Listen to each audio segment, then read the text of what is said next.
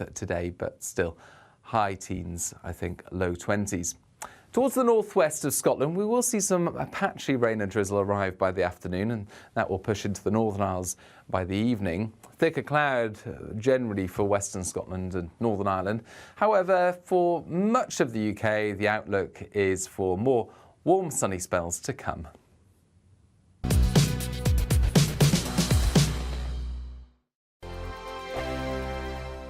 I joined GB News because I was sick and tired of not hearing my views being represented, not just mine, but so many people that I knew and spoke to. I just couldn't get my voice out there. I couldn't say anything, I couldn't do anything. Whatever the narrative was, I kind of had to follow it. GB News is there to provide a voice for those who have been ignored by the establishment media. We think different things, we've got a different style. GB News is here to be optimistic and positive about the future. It's real kind of dynamic and flowing, with the audience very much at the heart of it, like a big family. Here at GB News, we talk about the things that matter to you. Hearing the voices from right across our towns and cities, especially our towns. All sides of the argument represented with a heavy dose of opinion. We're on a mission here to make a difference. And the GB News family really is here for you, and whatever time of day you can watch or listen. Britain's watching. Britain's watching. We're proud to be GB News. The People's Channel. Britain's news channel.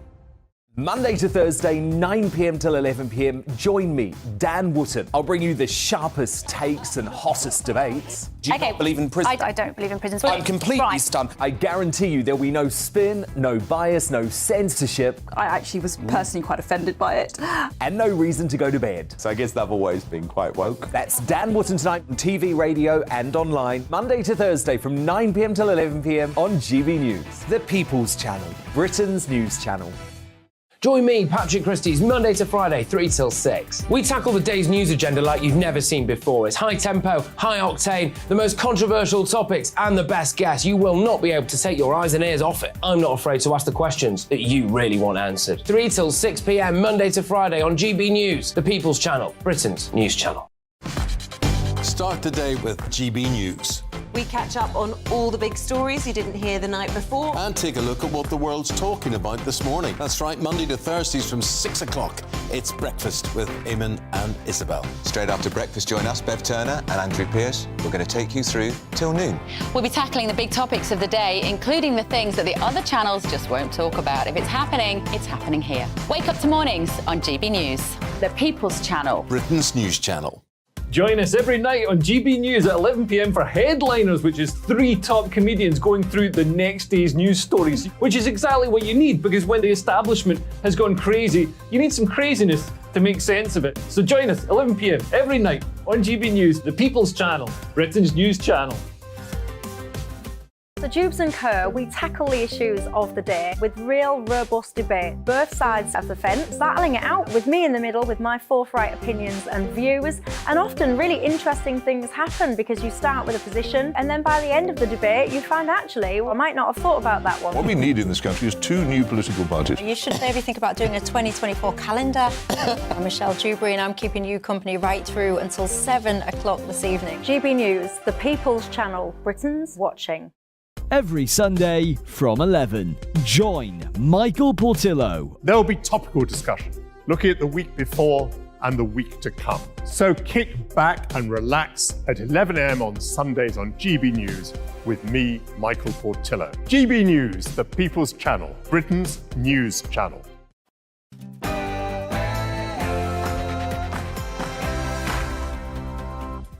It's 12 noon, a very good afternoon. You're with GB News Live. I'm Mark Longhurst, and coming up for you this Monday lunchtime is the Home Secretary finally running out of road. A former top civil servant says she did break the ministerial code over her speed awareness course, but it will be the Prime Minister's decision as to whether her political career gets parked. Sir Keir Starmer setting out his vision for the NHS. The Labour leader saying he'll pump in more cash and bring down hospital waiting times to get the NHS off its knees. We'll ask if that diagnosis will save the patient. And we're remembering those who lost their lives in the Manchester Arena bombing. A 2-minute silence is now being held in the city centre to remember the 22 who were murdered. Let's cross their live now. We have remembered, and in the stillness, we have wept and shed our tears. this day we ask, grant to those who did not go home that night peace and eternal rest. Give to those of us who continue to mourn comfort and the strength to live in a way that honours those who have died. Well, that's the scene at Manchester Victoria Station as that event remembers those who were killed 7 years ago, as also research suggests that a third of the children who were psychologically affected have not had the help that they deserve. Reacting to that in a moment, but first get the latest headlines coming up now with Tamsin.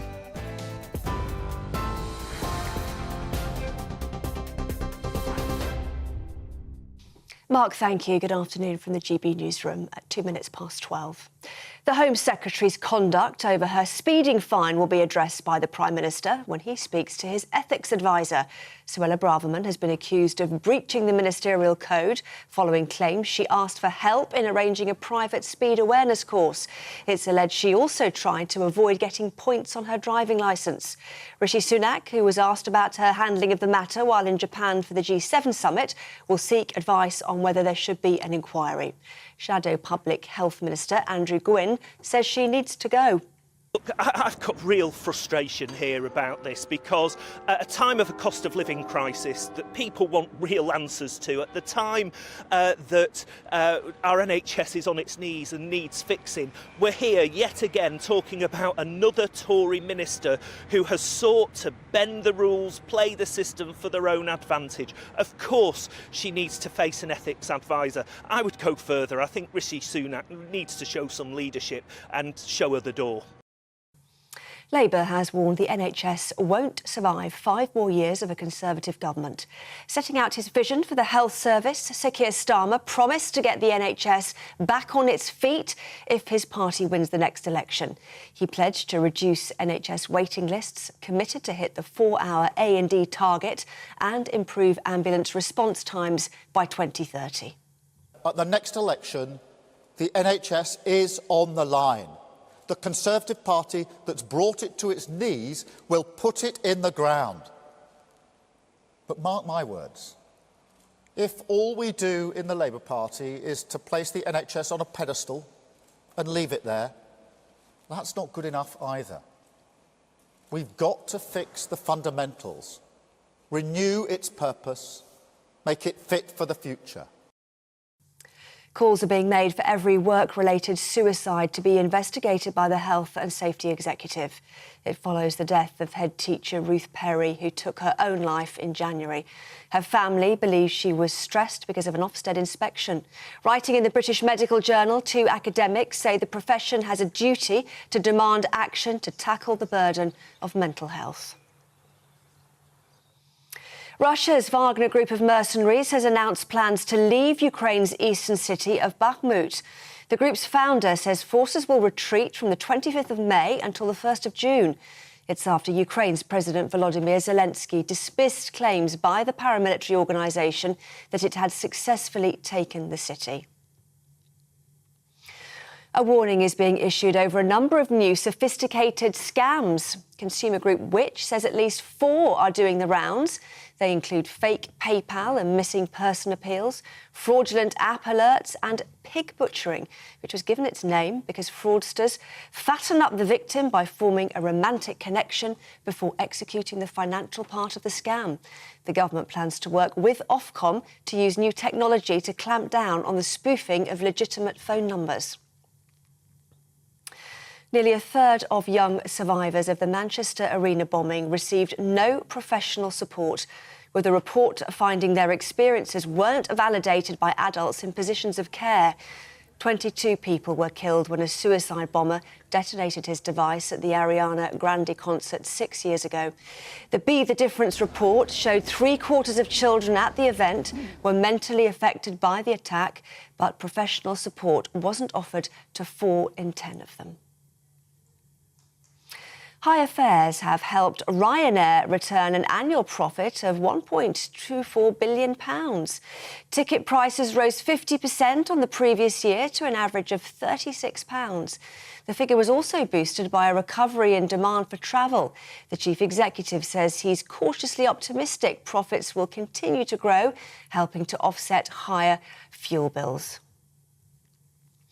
The average house price has reached a record high. Property website Rightmove says the figure jumped by just over £6,500 in May, pushing the average price in Britain to almost £373,000.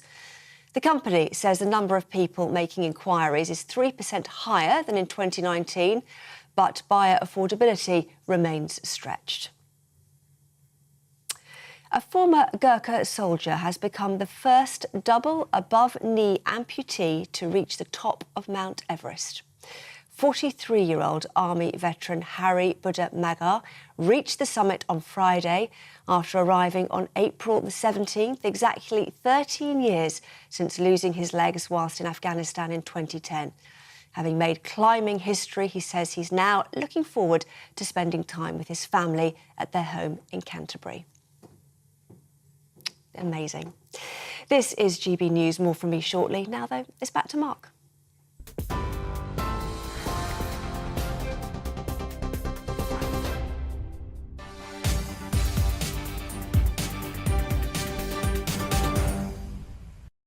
Tamsin, thank you very much indeed. So Labour's leader Sir Keir Starmer warning that the NHS will not survive 5 more years of Tory government and that Conservatives could put it in the ground if they're given a further term in office. This coming in a speech during a visit to Essex. Sir Keir setting out his vision of a health service fit for future. We'll have more on that shortly, but also he's been speaking on the growing controversy surrounding the Home Secretary's handling of a speeding fine and the way that was actually addressed. He says she should stand down if it's proved she has breached the ministerial code. We're expecting to hear shortly from the Home Secretary herself, but first let's speak to the Assistant Editor of Conservative Home, William Atkinson, who can join us. William, thank you for your time.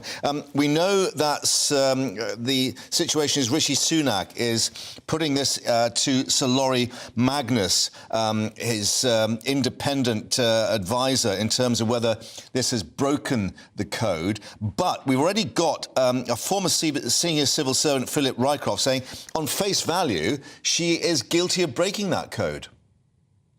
No, I think it's utterly ludicrous, and this is a complete non-story.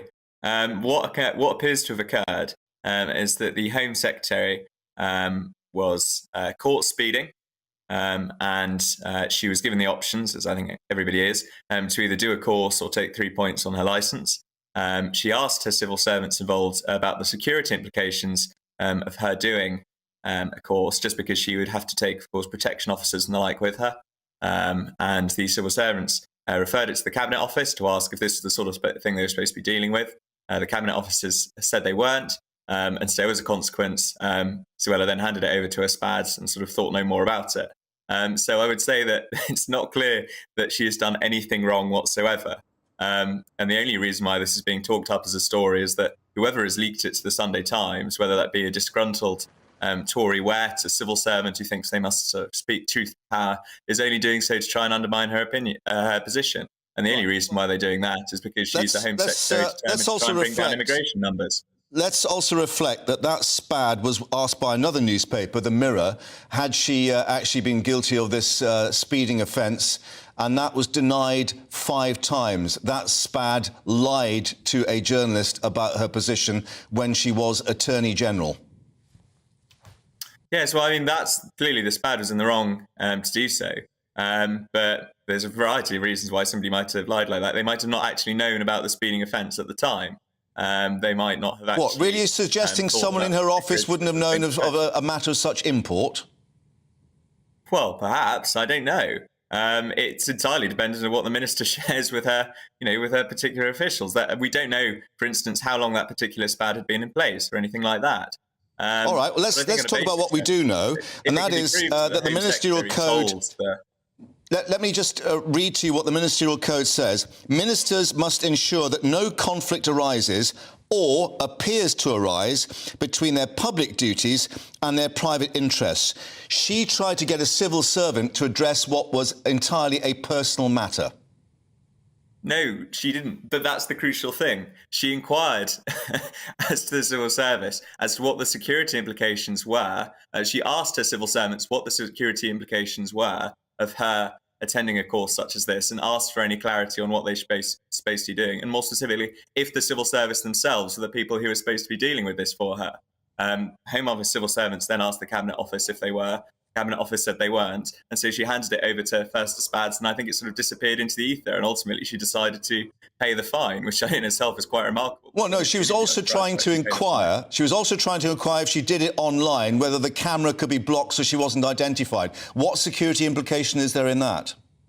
Well, if you see what's happened in recent years, the rise of the sort of offence that politicians face on social media and the like, the rise of personal attacks, even the murder of 2 MPs within the last decades, I think it's entirely justified if the Home Secretary wants to keep her identity private in case a film like that is filmed and then played back to her or used by others for nefarious means. I think she is entitled to a private life, but as for the Home Secretary, you are one of the most regularly threatened and endanger people in the entirety of the government. And so if she didn't want to actually appear on a Zoom call, which somebody then record, for example, I think she's got every right to do so. I don't think there's anything wrong with that. So she's Attorney General and then Home Secretary, and she effectively, as some would allege, tries to cover up the fact that she's been giving speeding fine, and that should not be a matter of public interest. No, I think if she was genuinely interested in covering it up, she wouldn't have then inquired to the civil service as to how she was supposed to proceed in matters such as this. I mean, clearly she's not attempting to cover it up at all. No, I don't think that's the right way to look at it at all. No, I think right. So why therefore has the Prime Minister taken the time and trouble to bring in Sir Laurie Magnus this morning? We understand that they have actually discussed this matter, and the Prime Minister, we'll be telling in a lobby briefing, is gathering information.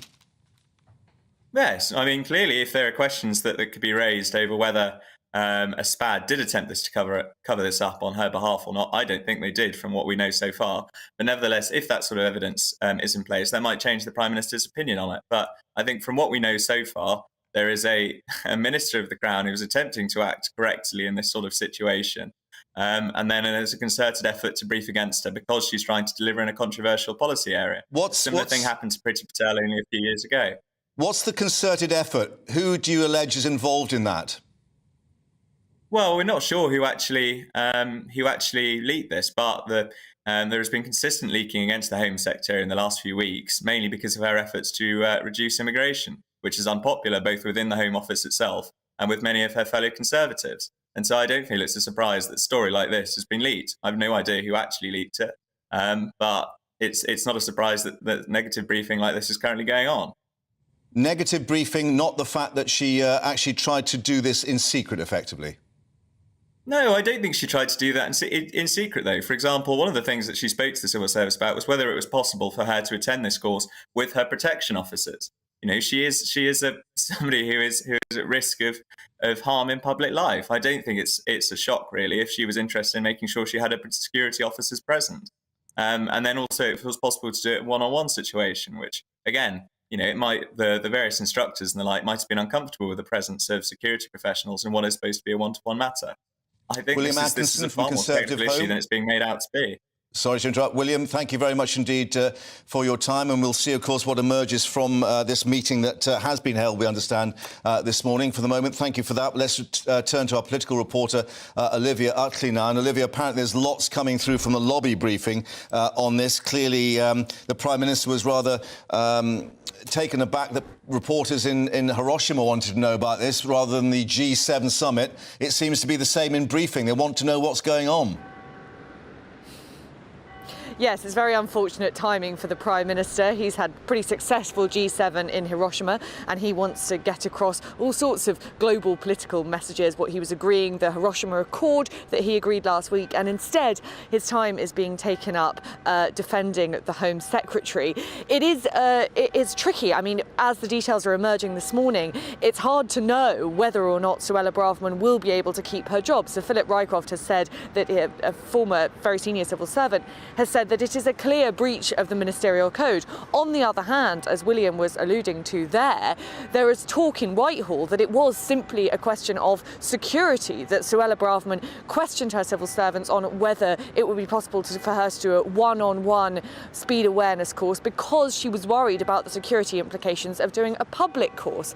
So Lori Magnus will probably be looking into all of this over the next week or so. But the last thing that the Prime Minister needs at the moment is to lose another senior cabinet minister. He will want to cling on to Suella Braverman. Not only is she fronting the most important campaign for the Prime Minister at the moment, which is getting net migration down, she also holds a lot of sway among MPs on the right of the Conservative Party. There are plenty of rising stars, backbenchers and junior ministers who only agreed to serve junior ministers who only agreed to serve in Rishi Sunak's cabinet because Suella Braverman was there and they thought that she was taking the matter of immigration seriously. So it's a really, really tricky dilemma that the Prime Minister finds himself in, not very long after losing his Deputy Prime Minister Dominic Raab. Yeah, just to return to this whole issue of security, we understand that there were also inquiries made about whether she could do the course online, but with the camera switched off. There may be people trying to understand how that has security implications. Well, the people I've been speaking to this morning in Westminster say that the security implications relate to the idea that she might be taped, and that tape used for nefarious purposes online. But yes, of course, the journalists will be asking today and in the coming days about whether there can seriously be any security implications or whether it was simply that Suella Braverman wanted to cover up her identity, was embarrassed about getting this speeding fine and wanted it to be kept out of the headlines. What her defence is that she didn't actually ask civil servants to act inappropriately. She didn't ask them to ring up the course and arrange a private one-to-one session. All she asked was if they could help her. But of course, Sir Philip Rycroft argues that even asking if they could help her puts them in an impossible situation, which in itself is breaking the ministerial code. Yeah. So it's a tricky sort of balancing act the Prime Minister has this afternoon, and we'll have to see how it plays out.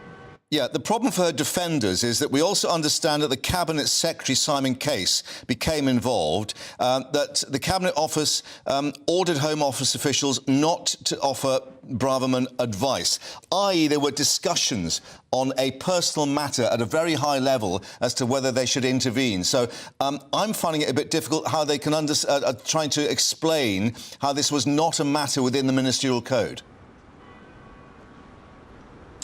Well, Suella Braverman's argument is that what the ministerial code specifically states is that they shouldn't be, ministers shouldn't ask civil servants to act in a way that is not compatible with the civil service code. And that means not giving ministers special treatment. If, as Suella Braverman claims, the reason she was asking about this was simply a matter of security, and if, as she claims, she didn't actually ask them to do anything, she simply asked if they were able to do anything, then she has perhaps a relatively solid defence case. But if it were simply a question of keeping her speeding fine out of the headlines, then of course that means that she was involving civil servants in her private affairs, in which case she may well have broken the ministerial code. So those are the two arguments from the defence and the prosecution being laid out this morning, and it'll be fascinating to see what Lori Magnus concludes. Indeed. Olivia, thank you for that. But let's actually update everyone with what Downing Street are saying on this. We're being told in the lobby briefing that the Prime Minister has spoken, indeed, as Olivia was indicating there, to his ethics advisor, Sir Lori Magnus. Number 10 spokesman saying that Rishi Sunak continued to have confidence in his Home Secretary, but that he was availing himself of information about the situation. Downing Street going on to say Rishi Sunak believed that integrity, professionalism and the accountability are core values, and that, of course, special advisers should tell the truth to journalists. This follows reports that an aide denied that the Home Secretary had been caught speeding when contacted by that Daily Mirror journalist. More, of course, as we get it, to keep you updated. But let's, as we were reflecting at the top of the programme, talk about Labour and its leader now warning the NHS will not survive 5 more years of Tory government, and that the Conservatives would, quote, put it in the ground if they were given a further term in office. Well, giving that speech during a visit to Essex, Sir Keir Starmer setting out his vision of a health service fit for the future, as he called it. certainly for all of my life, the knowledge that if you get ill, if you have a serious accident, you'll get the care that you need, whatever your circumstances. Not every country has a system like that, and the insecurity, the fear without it, is huge. Nye Bevan, the Labour Health Secretary who created the NHS, put it best. He said, "Illness is neither an indulgence for which people have to pay, nor an offence for which they should be penalised." That's what we believe, and it's under threat. I mean it. I don't think the NHS survives 5 more years of Tory government. Sir Keir Starmer talking a bit earlier. We'll have more reaction to that coming up. And also the pay offer to junior doctors in Scotland. 14.5%. What will that do for the NHS disputes south of the border? Discussing that. Also, the 2-minute silence that was held for those who lost their lives in the Manchester Arena attack 6 years ago will be crossing live to the city to get the latest there. Stay with us on GB News Live. It's all about family, being in people's living rooms, all the interaction and getting to know who our viewers and listeners are. When I was young, my dad used to say, "Nana, stop arguing." I wanted an outlet that would enable me to give my opinion. People are going through a really hard time right now, and I know that you don't feel like you're being listened to by the establishment. I came to GB News because it's the People's Channel, and I want the audience to have their say on the events of the day. We're dynamic. We do something different. Democracy shows that the wisdom of the nation is in its people. I get to travel to find out what the story is from a personal perspective. The British people aren't fools. We know when we're not being told the full story. We've got to work out how Britain moves forward from this. It's the best country in the world. The establishment had their chance. Now we're here to represent your views. Britain's watching. Britain's watching. Britain's watching. We're proud to be GB News. The People's Channel. Britain's news channel. So Jubes and Co, we tackle the issues of the day with real robust debate, both sides of the fence, battling it out with me in the middle with my forthright opinions and views. And often really interesting things happen because you start with a position and then by the end of the debate you find actually, well, I might not have thought about that one. What we need in this country is 2 new political parties. You should maybe think about doing a 2024 calendar. I'm Michelle Dewberry and I'm keeping you company right through until 7 o'clock this evening. GB News, the People's Channel, Britain's watching.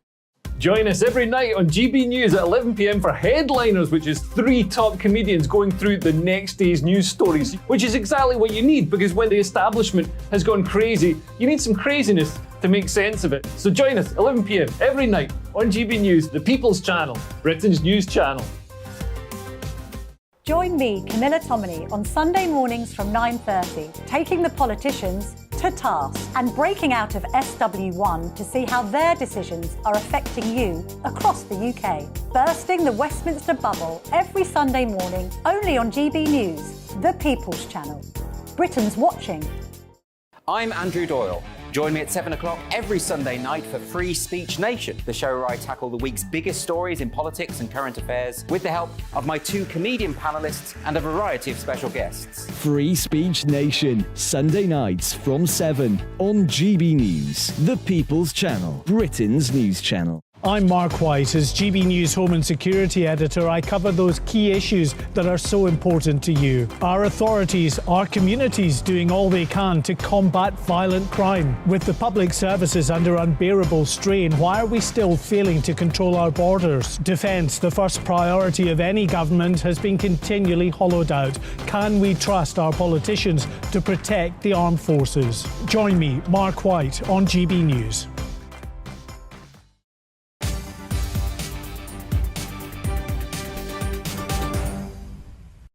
And welcome back to GB News Live. Now, there's been a 2-minute silence held in Manchester to mark the 6th anniversary of the suicide bombing in which 22 people, some of them children, were murdered in the city.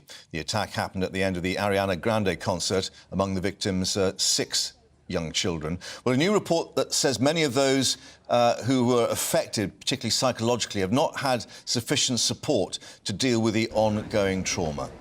Let's go live now to join our North West of England reporter Sophie Reaper, who's there in Manchester and was just following this event there. Just to explain, Sophie, this is in the atrium there of the station close to where the concert was held, of course, 6 years ago. It is indeed, Mark. This is Manchester Victoria, where we are this afternoon. It's where we've just seen the minute's silence and heard from the chaplain. Joining me are a couple of family members of one of the victims, Philip Tron. Tell me about Philip's. What are your memories of him that stand out after all this time?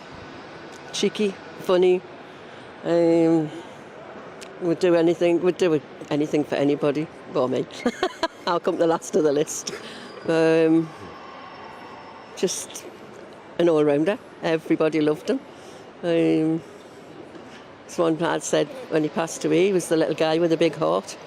And I love to use that because it just puts it right as where he was, a little guy with a big heart. Loved family, loved socialising, you know, he's... big circle of friends, he got on with everybody. God, yeah. You know, all ages. all liked him, you know. All with ages them working in a and pub, they all genders. went in, and no matter how many, if you'd only been in once, the next time you went in, you'd remember what your drink was. It was, you know, and just a cheery welcome for everybody. It's been 6 years now. How do you feel about keeping Philip's memory alive? Is this kind of thing helpful to you? Yeah, because the night it happened, well, the day it happened, obviously, I was in Manchester with him. And it wasn't often I got a chance to do that. I mean, his girlfriend, the two girls were there, but I spent a lot of time with us because they were shopping and trying things on and stuff. And we'd stand behind the chair and have a big carry-on with us and say daft things. And I just class it as my day. That was my day with him, and it was lovely. It was lovely, you know. And it was just to think that he'd come in here and he never come back out. That was it. It's horrible. Yeah, he'll never be forgotten, you know. He's always in our hearts. Anything we do, everywhere we go, there's always some thought about him, or Phil was here with this, or we did that, or what have you. We were talking a minute ago about, obviously it was the 22nd of May, it was 22 victims. You were telling me that the number 22 continues to crop up in your life. Tell me about that. Very much so. Everywhere you go, you know, go to a restaurant, this table, all right, table 22. Got to go upstairs to a toilet, 22 steps. Come across the moors to see the highest point, 1 feet. You know, it's just... And do you feel like that brings you closer to Philip almost? I don't know. It's hard to say. I don't think we need anything to bring him closer. No. You know, he'll always be there. A little cheeky chappy. You know, when he was a youngster, 6-year-old, he conned me. I don't know today how he did it, but he conned me to taking him and his brother to Florida on holiday. And I thought, me, a single man, taking 2 kids away, but time of our life. So, you know, I've got all those memories as well, you know. It really is wonderful that you have so many memories with him. Yeah. 6 years on now, what do you think the future is? Obviously, we were talking about, you know, it just seems to keep rumbling on. What are your thoughts in terms of where we go now? Well, we came here because it was a Monday, and Yeah. that's a significant day. And I think the next major one will be the 10th anniversary, you know. But, you know, we'll still remember him home because we'll have a memorial seat up there for him, you know. But as I say, it'll never diminish. But I'll always come down at some point, whether it be the 22nd. I'll always come down. You'll always remember. You know, but yes. It's easy enough now, and I think like at home, there's people got in touch and said, "Are you not doing anything?" And you know, and I said, "You're not forcing them, but you feel it comes to a time when maybe it has to ease off a bit. Everybody remembers them in their own way. That's there's no problem there." So. Absolutely. Because it brings memories as well. You know, I've got 4 other children, grown-ups, and I have to think of them as well. They've had not their noses pushed out, but they've been pushed in the background I'm a lot. really sorry to cut you off, All but right. I'm hearing in my ear there's some breaking news. But I just want to say that here in Manchester, we will always remember those 22 victims, and of course the survivors as well of the Manchester Arena bomb. Sophie, thank you very much indeed for those memories, of course, in Manchester. They're 6 years on. Well, let's just update you with the fact the Home Secretary has just arrived at Downing Street. And, of course, there are questions as to what the number 10 and Downing Street will do with referring, that's the picture we just got. She's obviously been driven there to number 10. Well, she's spoken publicly for the first time since these allegations that she broke the ministerial code. The Home Secretary asked whether she did ask civil servants to arrange a private one-to-one driving course. This is what she had to say. Well, first and foremost, I'm focused on the priorities for the British people as Home Secretary. That's cutting serious crime with more police officers, that's standing up for victims of child sexual abuse, it's about stopping the boats, and I'm not going to take a backward step from working on those issues. In relation to your question, last summer I was speeding, I regret that. I paid the fine and I took the points. But we're focused now on delivering for the British people and working for them. Did you ask civil servants to put you on a one-on-one speeding course? In relation to the process, I'm focused on delivering for the British people, do my job as Home Secretary. What I will say is that, in my view, I'm confident that nothing untoward has happened. Would you welcome an investigation into this? Have you spoken to the Prime Minister? Would you welcome one? As I said, I'm focused on working as Home Secretary, that's why I'm here. I've met with victims today. I'm making a big announcement today. I'd appreciate the focus on an announcement which is standing up for victims and survivors. In relation to the speeding tickets and my fine and points, I'm very confident nothing. Just very finally on this, Prime Minister, but this is really important because you've broken rules before. You've had to resign for breaking the ministerial code. You've admitted now to breaking or having a speeding fine. You've accused of breaking the code for a second time. How good a look is it for a senior politician, one of the most senior politicians in the country, to be viewed as a constant rule breaker? I got a speeding ticket. I paid the fine. I took the points. In my view, nothing untoward has happened. Thank you. And that was that. As we say, the Home Secretary saying that nothing untoward happened in the handling of a speeding offence, and added she regretted breaking the speed limit. But number 10 spokesman has in the past few minutes said everybody should abide by the law amid questions about Suella Braverman. Asked if ministers should set a good example on issues such as speeding. The spokesman saying everybody should abide with the law, that goes without saying. On this specific matter, the PM is availing himself of all of the information. Let's get more with our political reporter, Olivia Utley. And Olivia, the problem for number 10 is the questions just won't go away. Yes, we're stuck in a bit of a holding pattern at the minute. The Prime Minister, Rishi Sunak, is still saying that he has confidence in the Home Secretary, but he's saying that everyone must abide by the ministerial code and that he's looking at all the information available to him. The issue for the Prime Minister is that if this ends up dragging out for a long time and then Suella Braverman either resigns or Rishi Sunak finds that she does have to be sacked because she's broken the ministerial code, then it opens him up to accusations of weakness from the Labour Party. Keir Starmer's favourite attack line is that Rishi Sunak, who of course doesn't have very much experience in Parliament, just simply doesn't have the sort of get up and go, doesn't have the decisiveness that's needed for a strong Prime Minister. And if he ends up trying to hold on to his Home Secretary, trying to cling on to her because he knows that she is valuable to him politically within the party and then has to get rid of him, then it opens him up to those sort of accusations, which we've already seen when he held on to Dominic Raab for a while and then had to get rid of him too.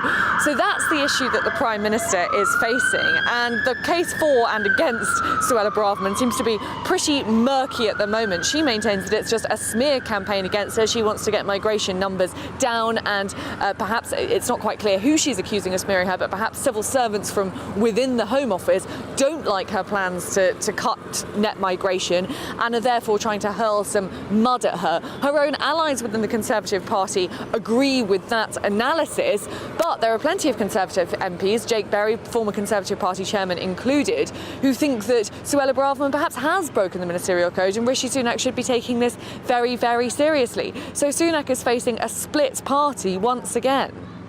Yeah, obviously, with respect to the MPs, it is not their decision. It is, of course, now the decision of Sir Laurie Magnus, the advisor on ministers' interests, who's been called in by the Prime Minister, we understand, this morning. Discussions taking place. Downing Street also saying Rishi Sunak believed that integrity, professionalism and accountability were core values. So the ball now in Sir Laurie's court, but even if he decides the code was broken, it is still in the Prime Minister's gift as to what sanction is then put on the Home Secretary.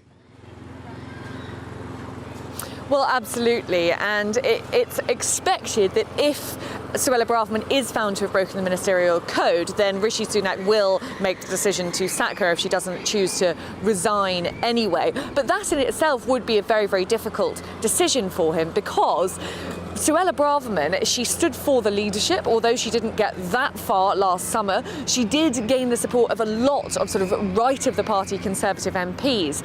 And Rishi Sunak is on dodgy ground with them. Straight after he became Prime Minister last October, the whole party decided to essentially rally round him, because they knew that if they lost another Prime Minister quickly, then they would be facing electoral oblivion. But that sort of fragile unity that was formed last October has been breaking down in recent weeks since the Conservatives' terrible performance in the local elections. And last week at the National Conservative Conference, people like Miriam Cates, a rising star of the party, and our own Jacob Rees-Mogg were standing up and criticising the Prime Minister. So the last thing he wants now is to lose his Home Secretary, who is thought to give him sort of good right-wing credentials, as it were. But if she's found to have broken the ministerial code, then of course it would be far more of a problem for him to keep her, because of those accusations from Labour that he just simply doesn't have the nous to be a good Prime Minister. He lets these stories run away with themselves.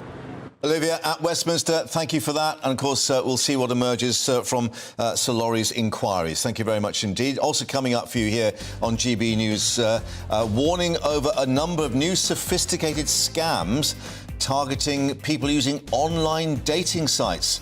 Why swiping left might be the right thing to do. Coming up in a moment. I joined GB News because I was sick and tired of not hearing my views being represented, not just mine, but so many people that I knew and spoke to. I just couldn't get my voice out there. I couldn't say anything. I couldn't do anything. Whatever the narrative was, I kind of had to follow it. GB News is there to provide a voice for those who have been ignored by the establishment media. We think different things, we've got a different style. GB News is here to be optimistic and positive about the future. It's real kind of dynamic and flowing, with the audience very much at the heart of it, like a big family. Here at GB News, we talk about the things that matter to you. Hearing the voices from right across our towns and cities, especially our towns. All sides of the argument represented with a heavy dose of opinion. We're on a mission here to make a difference. And the GB News family really is here for you, and whatever time of day you can watch or listen. Britain's watching. Britain's watching. We're proud to be GB News. The People's Channel. Britain's news channel. Westminster is going around in ever-decreasing circles, followed by the media. Britain is broken. How on earth did we get into this mess? But more importantly, how do we get out of it? Join me at 7 p.m, Mondays to Thursdays on Farage, here on GB News. We will have open, rational debate. We've got to work out how Britain moves forward from this. Join us here on GB News, the People's Channel. Britain is watching. You've probably seen politicians interviewed 1,000 times, but we do it differently. We find out who they really are, we don't shout, we chat, and hopefully we bring a bit of light, not just heat. Did you know Kate Moss? Apparently. Do you have a pair of jeans or a pair of jeans? No, of course I don't. What would I do with them? My friends are like, oh my God, what's she doing now? Join me every Sunday at 6 for Gloria Meets, only on GB News, the People's Channel, Britain's news channel. I'm Simon Evans. Join me on GB News for Headliners at 11 p.m. What's the scoop? I'll be joined by two of the country's top comedians. That's right. As we take a look at tomorrow's newspapers tonight. We're going to get into trouble. If it's a big story, we'll be covering it. Spill some tea on him. There we go. But we'll also have some fun. I wouldn't stick up a bank. My father didn't love me. So anyway. Headliners every night from 11 on GB News, the People's Channel, Britain's news channel. Monday to Thursday, 9 p.m. till 11 p.m. Join me, Dan Wootton. I'll bring you the sharpest takes and hottest debates. Do you not believe in prison? I don't believe in prison. I'm completely stunned. I guarantee you there'll be no spin, no bias, no censorship. I actually was personally quite offended by it. And no reason to go to bed. So I guess they've always been quite woke. That's Dan Wootton tonight on TV, radio and online. Monday to Thursday from 9 p.m. till 11 p.m. on GB News. The People's Channel, Britain's news channel.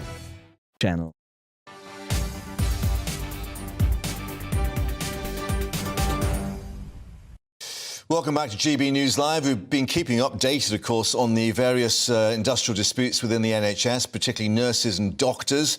And you'll remember that both the BMA and the RCN were asking for double-digit pay rises, rejected by the Health Secretary. But we're now being told junior doctors in Scotland have been offered a 14.5% pay rise, even though it is over 2 years. Well, that new offer made by the Scottish Government to the unions will consult now with members. They had voted in favour of a 72-hour strike action earlier this month. Well, let's get the very latest now. The Scotland reporter Tony Maguire, who's in Edinburgh for us. And Tony, obviously this was something that the government in London said was going to be unaffordable in terms of double-digit pay rises. But it is clear that obviously Michael Matheson, who's the Health Secretary up there, says that it's the best offer that they can make. Yeah, it seems to be the new SNP slogan or motto is anything Westminster can't do, we can do better. But certainly this quite incredulous deal from the SNP has matched a deal made last year at the start of the kind of summer of discontent with Scotland's NHS nurses. Now, if you remember back to February, March, all the way through that campaign, Humza Yousaf was very, very proud of the fact that as Health Secretary, he had managed to stave off any attempts for industrial action and strike that kept the NHS running. Now, certainly this seems to be in about a parity with that deal. And again, Humza Yousaf is able to say that he is able to hold off from strike action. If the unions accept this deal, it is a great deal for junior doctors, and the BMA, along with other related unions, as kind of respectively, they will be able to make the decision on this, and we'll see where we go from there. But yes, certainly, given what's happened, you know, there's probably been a lot of eyes up here looking down at various strikes over the last few months across England and NHS boards, and Humza Yousaf once again was able to do that. Now, there is quite a bit of self-preservation involved in that, and a stalwart leader of Scottish Labour, he has consistently, all the way back, you know, while Nicola Sturgeon was still sort of top of the tower at the SNP, he was continually hammering on the faults and the failings of the NHS Scotland and how Scottish Labour would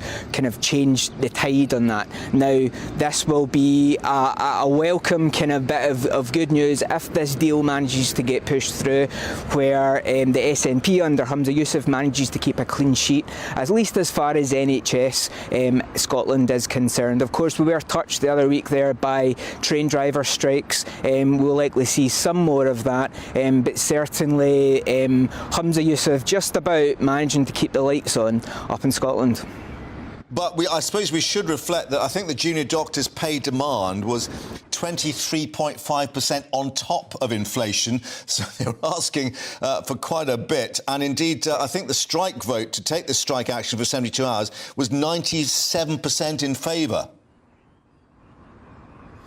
Yeah, it's quite obviously strong opinions about the direction, you know, and I think neglected is probably the right words to use here for junior doctors in Scotland. So much focus has been put on, you know, ambulance drivers, doctors, nurses, but it is their turn now, and all the while inflation is just edging up and up and up. Now, we've seen the reaction with so many industrial disputes end just shy of the 10%, or indeed just touching the 10%, but Michael Matheson, he will be looking at this deal as a great deal for junior doctors. He'll certainly have to sell it that way, but you know, 23.5% is certainly a big ask in today's, you know, post you know, money issues world for everybody across the United Kingdom and indeed the world at the minute because of the war in Ukraine. So it'll be interesting to hear the discourse over this over the next few days, but certainly Michael Matheson at least showing the hand that, you know, he's willing to work, unlike for, you know, the teacher strikes that we saw at the start of this year. There was quite a lot of silence from the then Education Secretary Shirley-Ann Somerville. At least now there's a dialogue going. I think a lot has been learned from that period where a lack of discussion, a lack of kind of movement from either side doesn't end well for anybody. Indeed. Tony, thank you very much indeed for that. And indeed, the BMA in Scotland saying that vote or that offer is now going to be put to union members to vote. So we'll reflect on that as it comes through. Now, Alison Hammond and Dermot O'Leary paying tribute to, yes, Philip Schofield. After presenting the first episode of This Morning on ITV since he left the show, he announced on Saturday he was stepping down with immediate effect after more than 20 years on the programme. Let's get more with our London reporter, Lisa, who's outside Television Centre in West London. And in terms of the programme, it goes on, but staying still to a certain degree, and that everyone's still talking about the previous host. Yeah, like you said, today was the first programme that we've had since we learned that Philip Schofield won't be returning to the show. Alison Hammond and Dermot O'Leary both began the show with a tribute to him. Dermot said, everyone on and off screen at ITV and This Morning want to say a huge thank you to Phil for what he's done to make the show such a success over the last 21 years. And Alison Hammond added, quite simply, we all know he's one of the best live television broadcasters this country has ever had. And we and all the team wish him all the best for the future. And like you said, that we learnt that Philip Schofield won't be returning on Saturday, where he posted a statement on Instagram saying that it had become that the programme had become the story, and he wanted to do everything he could to protect the show that he loved. We saw him pictured with his mum in Cornwall, which is where he grew up, over the weekend, and there are reports that he feels completely broken after not learning he's not going to return to the show after over 20 years serving on there. Holly Willoughby, who's presented with him for 13 years, will remain on the show. She's taking a 2-week break and due to return on the 5th of June. Holly also posted on Instagram a statement after learning about Philip leaving, saying that she was thanking him for his wisdom and that the sofa wouldn't be the same without him. And also ITV have confirmed that Philip Schofield will be fronting a new primetime series that's due to be announced, and Philip Schofield also said that he will be returning next month to host the Soap Awards. Yeah, well, let's discuss that in a moment, but let's just reflect that Eamon had some thoughts. Of course, Eamon, a veteran of This Morning with the scars to prove it. This is what he told us on GB News this morning. How does he wield all this support? Because he's not the best presenter in the world. So why is he so invaluable? Did they give you support when you left? Absolutely ITV? not. I was out the door. I wasn't even given a reason why I was out the door. And people say, oh, you're bitter, whatever. I didn't get a text from either of those two, either one of them, to say, sorry it ended this way, or good luck for the future. And yet you sat on the sofa when he decided to come out. Like everyone else, I was conned into him coming out to what it was all about and whatever. But that's all wasn't the real story. Do you think one of the reasons, Eamon, that you weren't given a reason is Philip?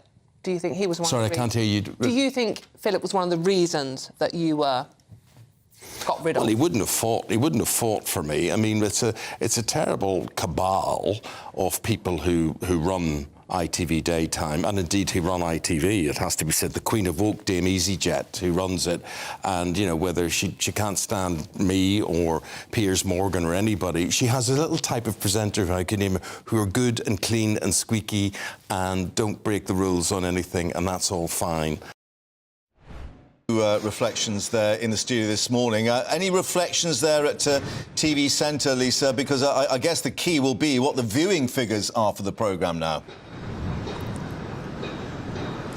Yeah, well, most of the talk at the moment is who will step into presenting. And I think Eamon said this morning perhaps it will be more a case of like the one show where you've got Hollywood, and then she'll have a guest presenter with her on each day. There's a lot of presenters that are already in the ITV This Morning family, if you like. So it could be a case of that, or who knows, it could be someone completely new coming in to join her on the sofa. Thank you very much for updating us there at TV Centre, as it used to be called. It was the BBC, of course, in my day, but things change, of course, as the years go on. Now, with apologies to Eamon, of course, a Manchester United fan, let's talk about Manchester City. Fans calling the club unstoppable after being crowned Premier League champions for the 5th time in 6 years, presented with a trophy for a 3rd season in a row after beating Chelsea 1-0 in their home match at the Etihad yesterday. Well, let's speak now to sports journalist Peter Hall, because clearly, Peter, in terms of Pep Guardiola, it's the prize of the Champions League which will be the real crown that he wants to achieve. Yeah, he's openly admitted it. This team himself is not going to be considered a success in England unless he gets that one thing that's missing, that piece that's been missing. He's got 5 of the 6 league titles. They've dominated domestically like no other team has done for a long, long time. But they still need that Champions League. He's never won the Champions League without Lionel Messi in his team. And he'll always have that hanging over him until he does. And this Man City team have been good enough to win the Champions League for several years now. They just have to go ahead and do it. And what better chance have they got than this season? And is it a given, bearing in mind the performance we saw against Real Madrid, of course, who are perhaps the European team of the past 2 decades? No, I mean, as Guardiola himself admits, they are overwhelming. Yes, I can hear you fine. Yep. Sorry, a bit of a delay. They're overwhelming favourites to beat. The overwhelming favourites to beat Inter Milan. Inter Milan have not had a particularly good season domestically. Man City are the best team in Europe. There's no shadow about it. There's no doubts about that. They'll be overwhelming favourites, especially considering what they did to Real Madrid. So it'd be a massive shock if they didn't go ahead and win the treble. Fantastic for the fans. We're seeing the pictures from Manchester, of course, after what were many years, of course, in the doldrums, or even worse. I mean, there was the sort of glory days with Francis Lee and Mike Summerby, and then, of course, the years of decline. Fantastic for those who stayed with the club over all these years. Oh, yeah. Covering City as long as I have and knowing as many Manchester City fans, they know what it's like to go down the leagues. They remember beating Gillingham in the playoff final, Paul Dickov in the last minute. They remember it fondly. They look back on those memories fondly. But to come where they are now, it's still kind of new to Manchester City fans. It's quite a strange atmosphere. Really. They're like, they can't see that, we don't belong here. We don't belong in the Champions League. Well, on that note, let's just reflect on what some of the fans were telling the cameras earlier. This is the view at the Etihad a little earlier. It's pretty incredible that it happened today and we can be here for the celebration. The 3rd time in a row. It's wonderful. He must be the greatest manager in the world, ever. They know where to be, they know what to do, they know what to think. And that's all down to the manager, obviously. He's brought them on leaps and bounds, and I'm so proud to be a City fan. Could not be more happier. Hopefully we win the treble as well. He's the perfect manager. I don't think anyone else could do it. Absolutely fantastic, and this is just the beginning. We're going to be taking it forever. It's ours, where it belongs. Back in that cabinet. Liverpool only had it while we're having it refurbed.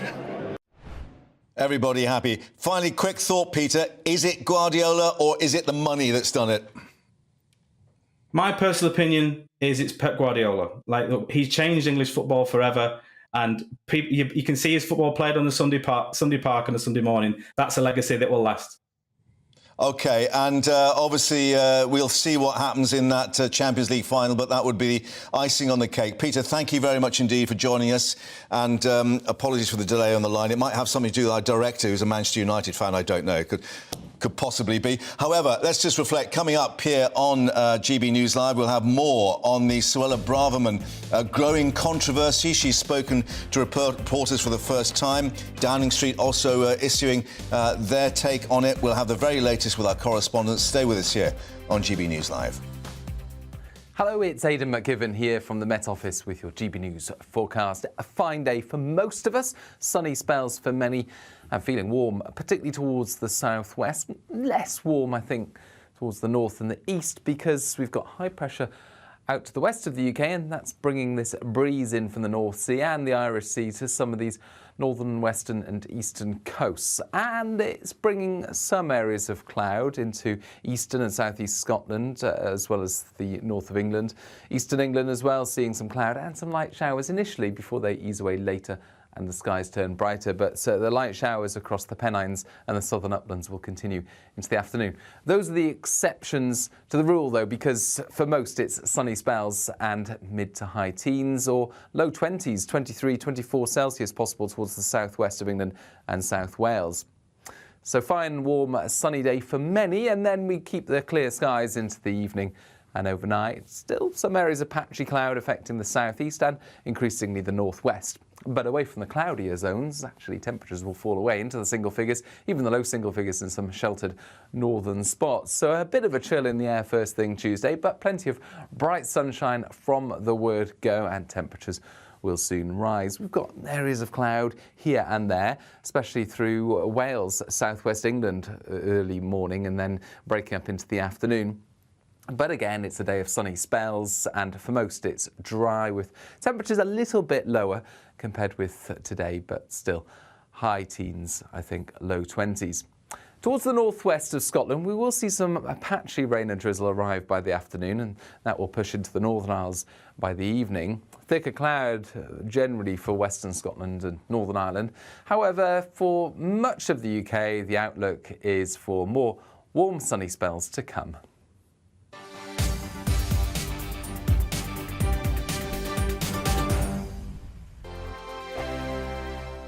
Monday to Thursday nights on GB News. At 6, it's Dubes & Co. 7 o'clock, Farage. At 8, join Jacob Rees-Mogg. And at 9, Dan Wootton Tonight, followed by Headliners. On TV, radio and online. This is GB News. First and foremost, I am a GB News fan, and I was before I was working here. Just love the fact that we're asking the questions that a lot of establishment media won't ask. With a bit of a twist, we not only want to inform you, but we want to keep you entertained. It's worth the drive because you get in and the team's all ready and waiting, they're itching to go, and it's a proper little family. GB News is the People's Channel. It's the audience that makes the programme sing. We're giving our viewers and our listeners a voice.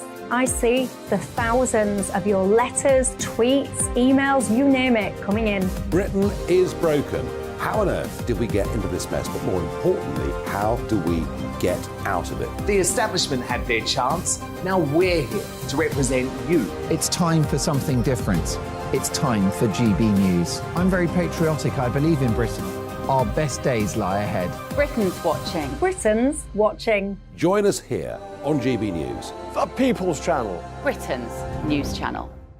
Join me, Patrick Christie's, Monday to Friday, 3 till 6. We tackle the day's news agenda like you've never seen before. It's high tempo, high octane, the most controversial topics and the best guests. You will not be able to take your eyes and ears off it. I'm not afraid to ask the questions that you really want answered. 3 till 6 p.m, Monday to Friday on GB News, the People's Channel, Britain's news channel. GB News has its own late-night paper preview show, Headliners, where comedians take you through the next day's top news stories. You don't have to bother reading the newspaper, we've got it covered for you. Headliners, every night at 11 p.m, and repeated every morning at 5 a.m. We won't send you to sleep like some of the other paper review shows out there. GB News, the People's Channel, Britain's news channel. Start the day with GB News. We catch up on all the big stories you didn't hear the night before. And take a look at what the world's talking about this morning. That's right, Monday to Thursdays from 6 o'clock. It's Breakfast with Eamon and Isabel. Straight after breakfast, join us, Bev Turner and Andrew Pearce. We're going to take you through till noon. We'll be tackling the big topics of the day, including the things that the other channels just won't talk about. If it's happening here. Wake up to mornings on GB News, the People's Channel. Britain's news channel. I'm Jacob Rees-Mogg, the Member of Parliament for North East Somerset and a former government minister. For years, I've walked the corridors of power in both Westminster and the City of London. We need to have the arguments, the discussions on how we make it better. Crop failures, famine, war, suffering on a scale completely unimaginable. We are putting the cart before the horse. As Charles I said at the scaffold, he was the true defender of liberty. Yeah, I've completely derailed the conversation. Join me Monday to Thursday at 8 p.m. on GB News, Britain's news channel.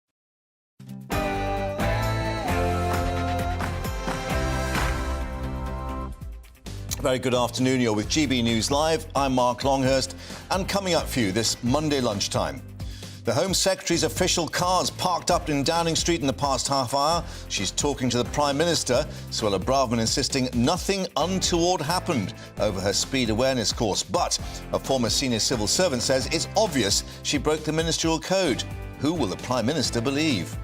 Sir Keir Starmer setting out his vision for the NHS. The Labour leader saying he'll pump in more cash and bring down hospital waiting times to get the NHS off its knees.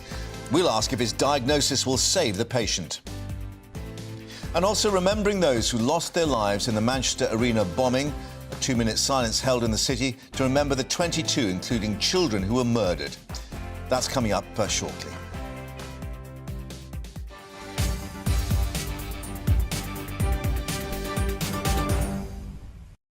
Also coming up, we're reflecting on happier times for Manchester as City fans celebrate another title with the prospect of the treble. Can anything stop Guardiola's men in blue? More on that in a moment. First, the news headlines with Tamsin.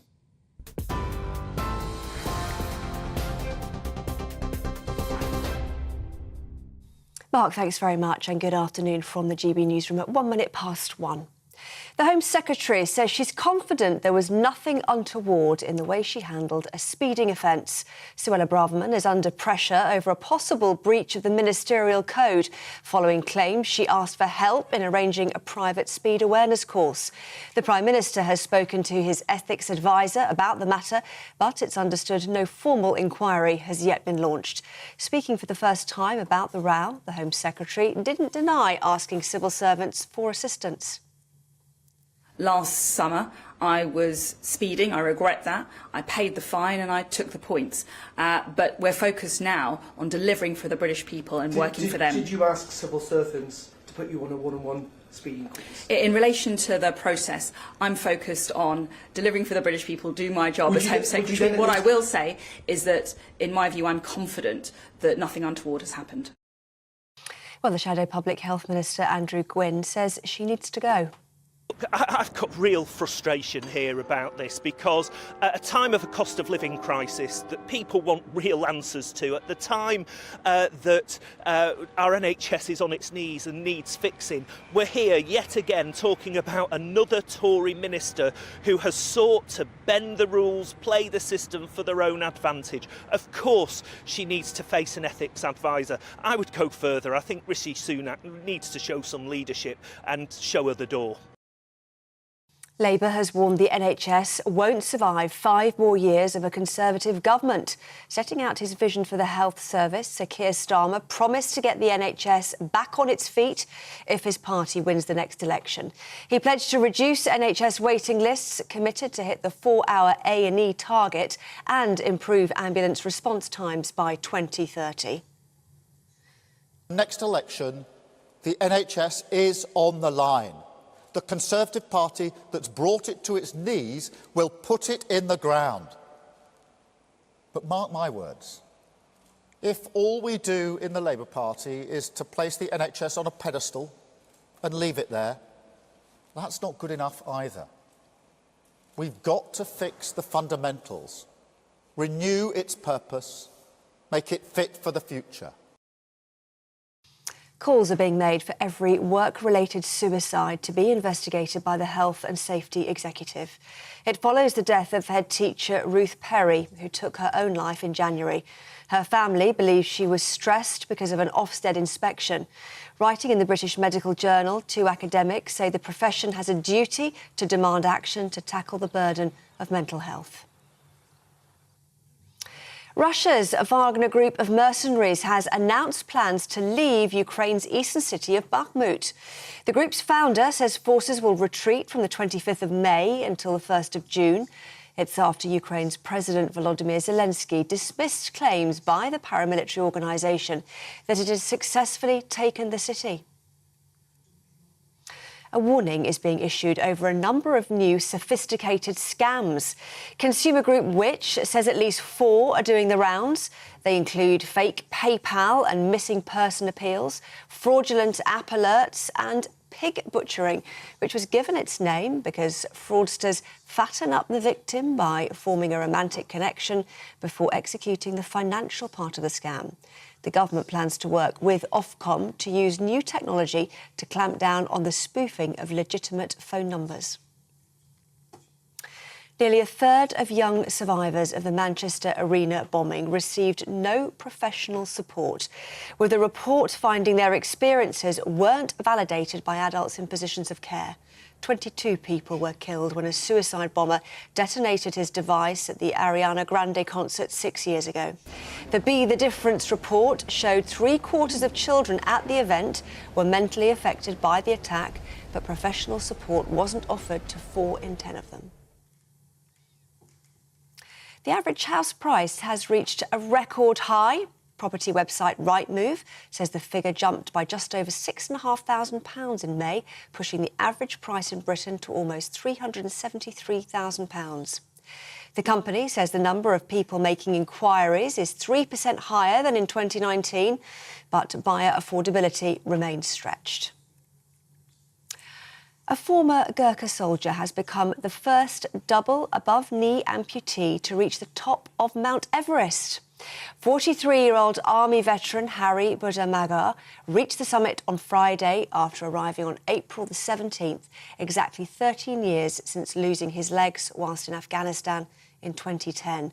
Having made climbing history, he says he's now looking forward to spending time with his family at their home in Canterbury. How fantastic. That's all from me. Now it's back to Mark.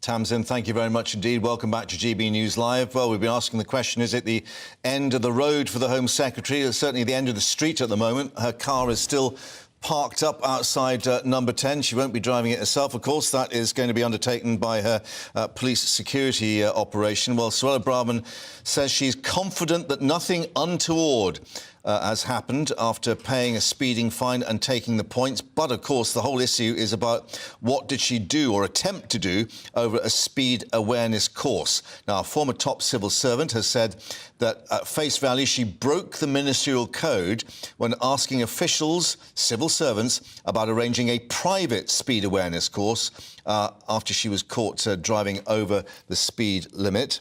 And indications that she insisted there was nothing untoward about her handling of that speeding offence. But in her first public comments, she did not deny asking civil servants to intervene, which is a key issue. Well, of course, off his flight from Japan, we're told the Prime Minister was gathering information after his meeting with ethics advisor Sir Laurie Magnus earlier, who will be investigating this. Let's cross live now to join our political editor, Darren McCaffrey, who spoke to the Home Secretary a little earlier. And at one stage, we have to add, Darren, your questions were, well, there was an intervention by her staff asking perhaps for you to move on in terms of this particular question. Yeah, indeed. We should be clear that that was on behalf of the pool, the different broadcasters that are involved in that. And there's always, I think, an attempt when there's a rather contentious issue in.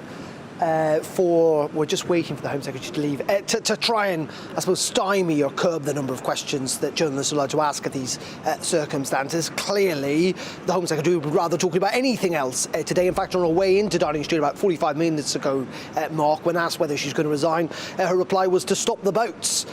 Now, to be fair, that is what that meeting has been about. Interestingly, though, pretty much everyone else who was in that meeting, including the Immigration Minister, Robert Jenrick, left about 10 minutes ago.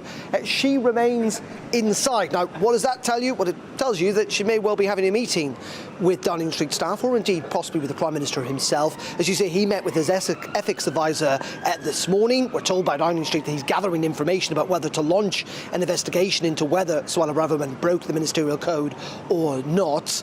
I suspect, if you ask me, could make a judgment now, I think there will be an investigation. Now, how long that takes and what conclusions reached clearly will be up to that ethics advisor.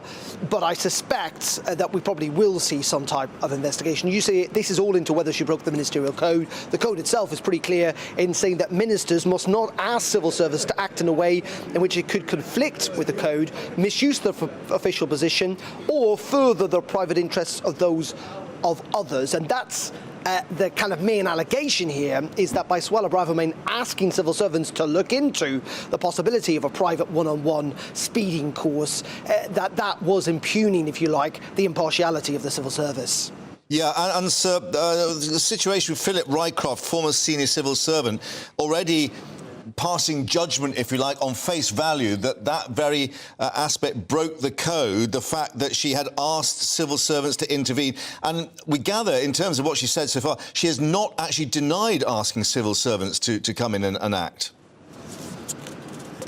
Yeah, indeed, and that question was put to her this morning. She did not deny that, and clearly, if there is an investigation, that's what they try to get to the heart off. There's been some suggestions this morning that she may not have kind of openly asked that question. It may have been suggested to her, but in the end, that's what those investigations will look into. And this, of course, is very tricky for Suella Braverman. You have to remember, she had to resign not that long ago, about 6 months ago, as Home Secretary, having broken the ministerial code once. Now, under any estimation, this is undoubtedly a mild breaking of the code, if that turns out to be the case. But there are wider questions here, I think, about rule breaking. Not only is she been accused of breaking the ministerial code, not only has she done that in the past, she is one of the country's most senior civil servants. She's in charge of the police force. She used to be in charge of the judiciary, and she's also admitted to breaking the speeding limit, of facing a speeding fine. And there will be questions, I think, about whether politicians, very senior politicians, should be allowed to constantly break the rules without any sanction. Now, I think from the Prime Minister's point of view,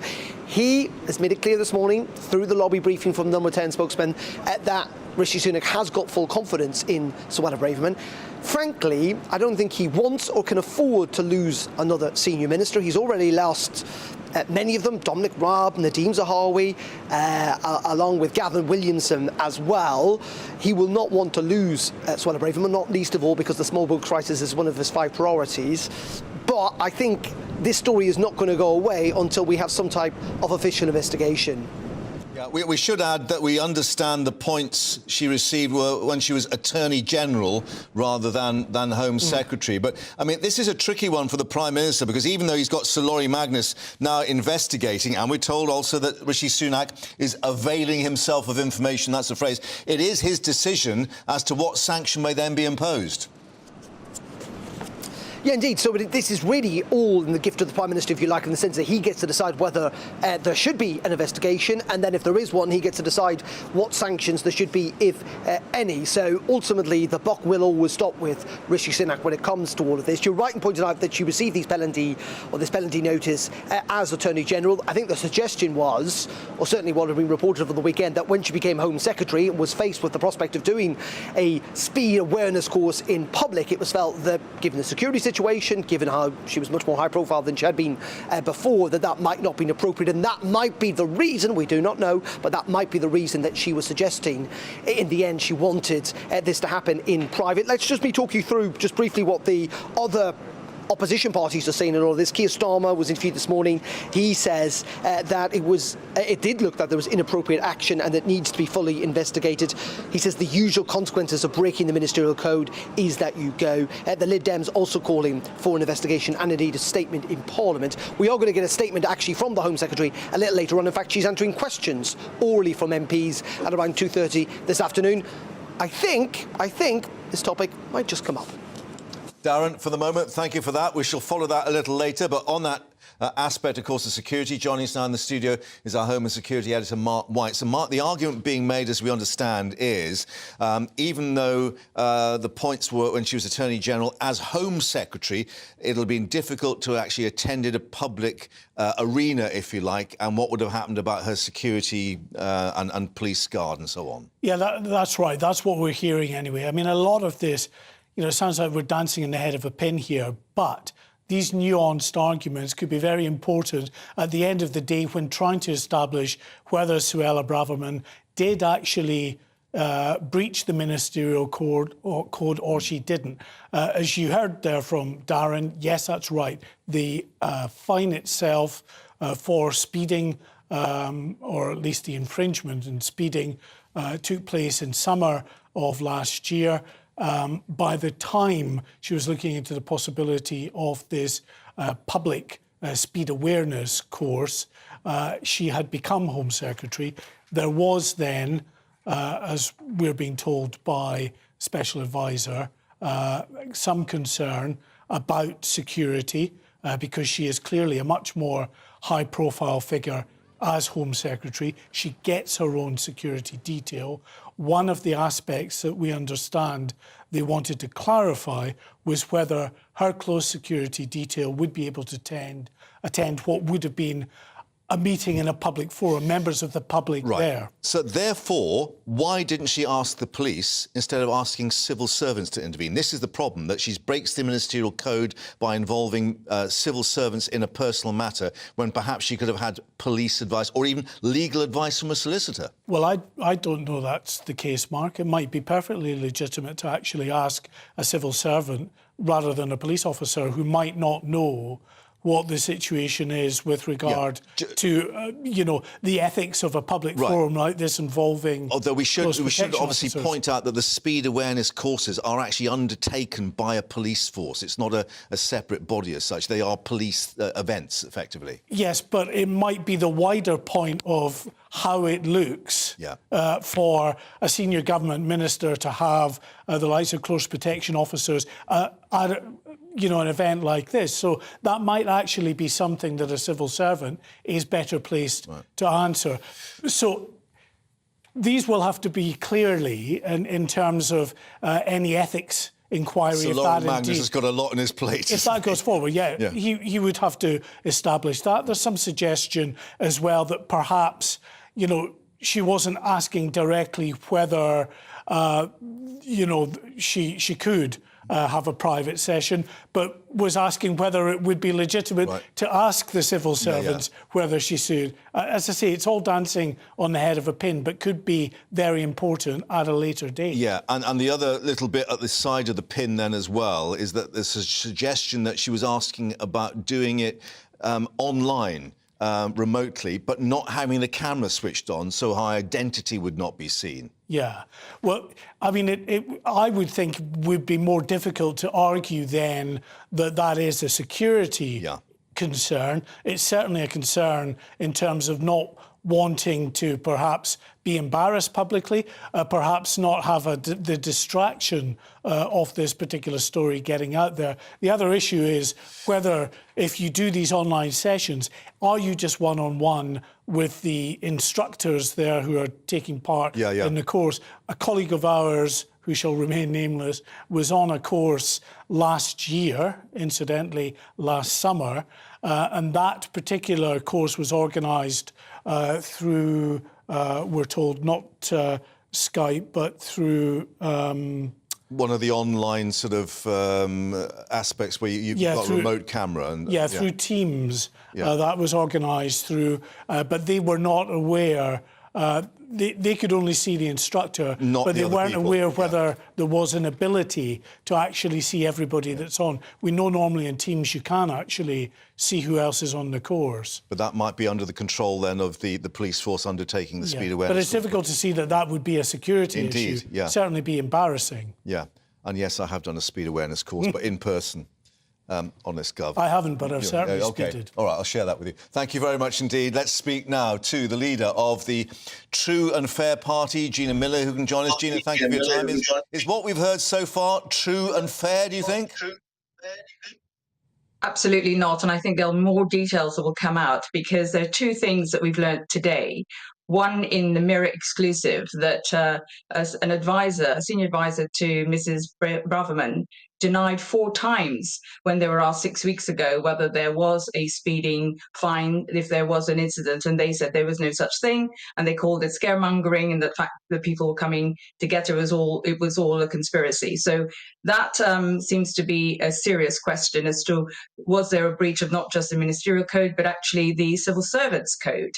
The second thing I think I'd also point out is that just last month, when Mrs. Braverman was before the Public Administration Committee, she actually asked if there was a speeding fine whilst you were doing parliamentary business, if that could be claimed on expenses.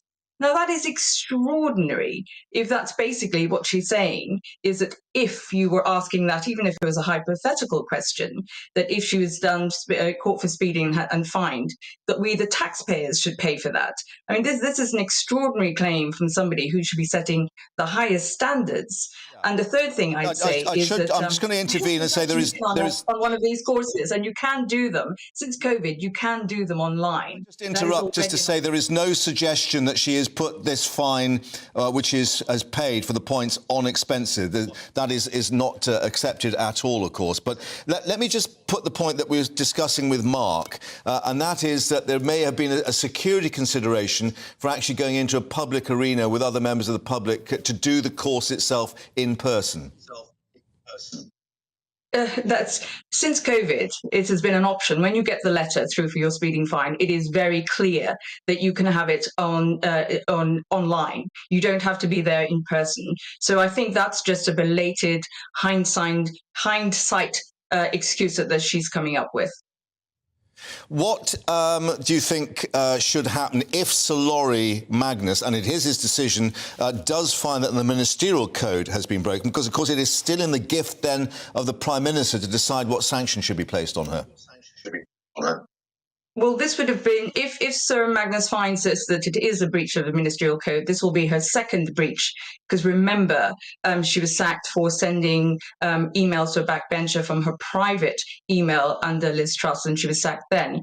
Then, you know, how many times do you need? This is a serious behaviour at the top. Somebody who is a senior law officer in this country who's trying to bypass, you know, the law and fine. It is just not good enough, and she should go. And finally, of course, I have just actually fessed up to having done a speed awareness course myself. Can I ask you, have you got any points on your licence or had to attend a speed awareness course? I haven't. My husband has had to attend the course. I haven't had any points or speeding on my licence. But I say whatever, if I was to speed and get caught, then I should pay the fine or do the course. Nobody is above the law. Well done, you. Thank you very much indeed for your time, Gina Miller from the True and Fair Party. Thank you very much indeed. Well, coming up here on GB News Live, we're back to Manchester, of course, the city marking the 6th anniversary of the arena bombing in which 22 people were murdered. They've gathered once more in the atrium there of Manchester Victoria Station next to the arena where that bombing took place. Back to the city to get the latest. Stay with us. It's all about family, being in people's living rooms, all the interaction and getting to know who our viewers and listeners are. When I was young, my dad used to say, Nana, stop arguing. I wanted an outlet that would enable me to give my opinion. People are going through a really hard time right now, and I know that you don't feel like you're being listened to by the establishment. I came to GB News because it's the People's Channel, and I want the audience to have their say on the events of the day. We're dynamic. We do something different. Democracy shows that the wisdom of the nation is in its people. I get to travel to find out what the story is from a personal perspective. The British people aren't fools. We know when we're not being told the full story. We've got to work out how Britain moves forward from this. It's the best country in the world. The establishment had their chance. Now we're here to represent your views. Britain's watching. Britain's watching. Britain's watching. We're proud to be GB News. The People's Channel. Britain's news channel. So Jubes & Co, we tackle the issues of the day with real robust debate, both sides of the fence, battling it out with me in the middle with my forthright opinions and views. And often really interesting things happen because you start with a position and then by the end of the debate you find actually, well, I might not have thought about that one. What we need in this country is 2 new political parties. You should maybe think about doing a 2024 calendar. I'm Michelle Dewberry and I'm keeping you company right through until 7 o'clock this evening. GB News, the People's Channel, Britain's watching. Join us every night on GB News at 11 p.m. for Headliners, which is 3 top comedians going through the next day's news stories, which is exactly what you need, because when the establishment has gone crazy, you need some craziness to make sense of it. So join us 11 p.m. every night on GB News, the People's Channel, Britain's news channel. Join me, Camilla Tominey, on Sunday mornings from 9:30, taking the politicians to task and breaking out of SW1 to see how their decisions are affecting you across the UK. Bursting the Westminster bubble every Sunday morning, only on GB News, the People's Channel. Britain's watching. I'm Andrew Doyle. Join me at 7 o'clock every Sunday night for Free Speech Nation, the show where I tackle the week's biggest stories in politics and current affairs with the help of my 2 comedian panellists and a variety of special guests. Free Speech Nation, Sunday nights from 7 on GB News, the People's Channel, Britain's news channel. I'm Mark White. As GB News Home and Security Editor, I cover those key issues that are so important to you. Our authorities, our communities doing all they can to combat violent crime. With the public services under unbearable strain, why are we still failing to control our borders? Defence, the first priority of any government, has been continually hollowed out. Can we trust our politicians to protect the armed forces? Join me, Mark White, on GB News.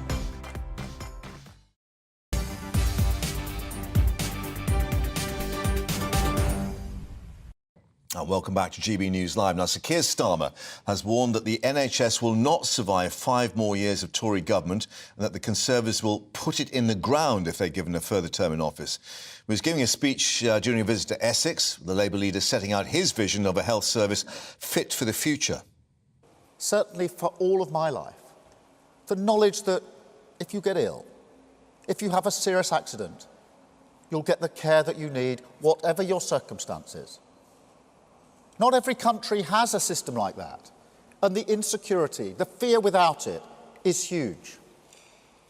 Nye Bevan, the Labour Health Secretary who created the NHS, put it best. He said, "Illness is neither an indulgence for which people have to pay, nor an offence for which they should be penalised." That's what we believe, and it's under threat. I mean it. I don't think the NHS survives 5 more years of Tory government.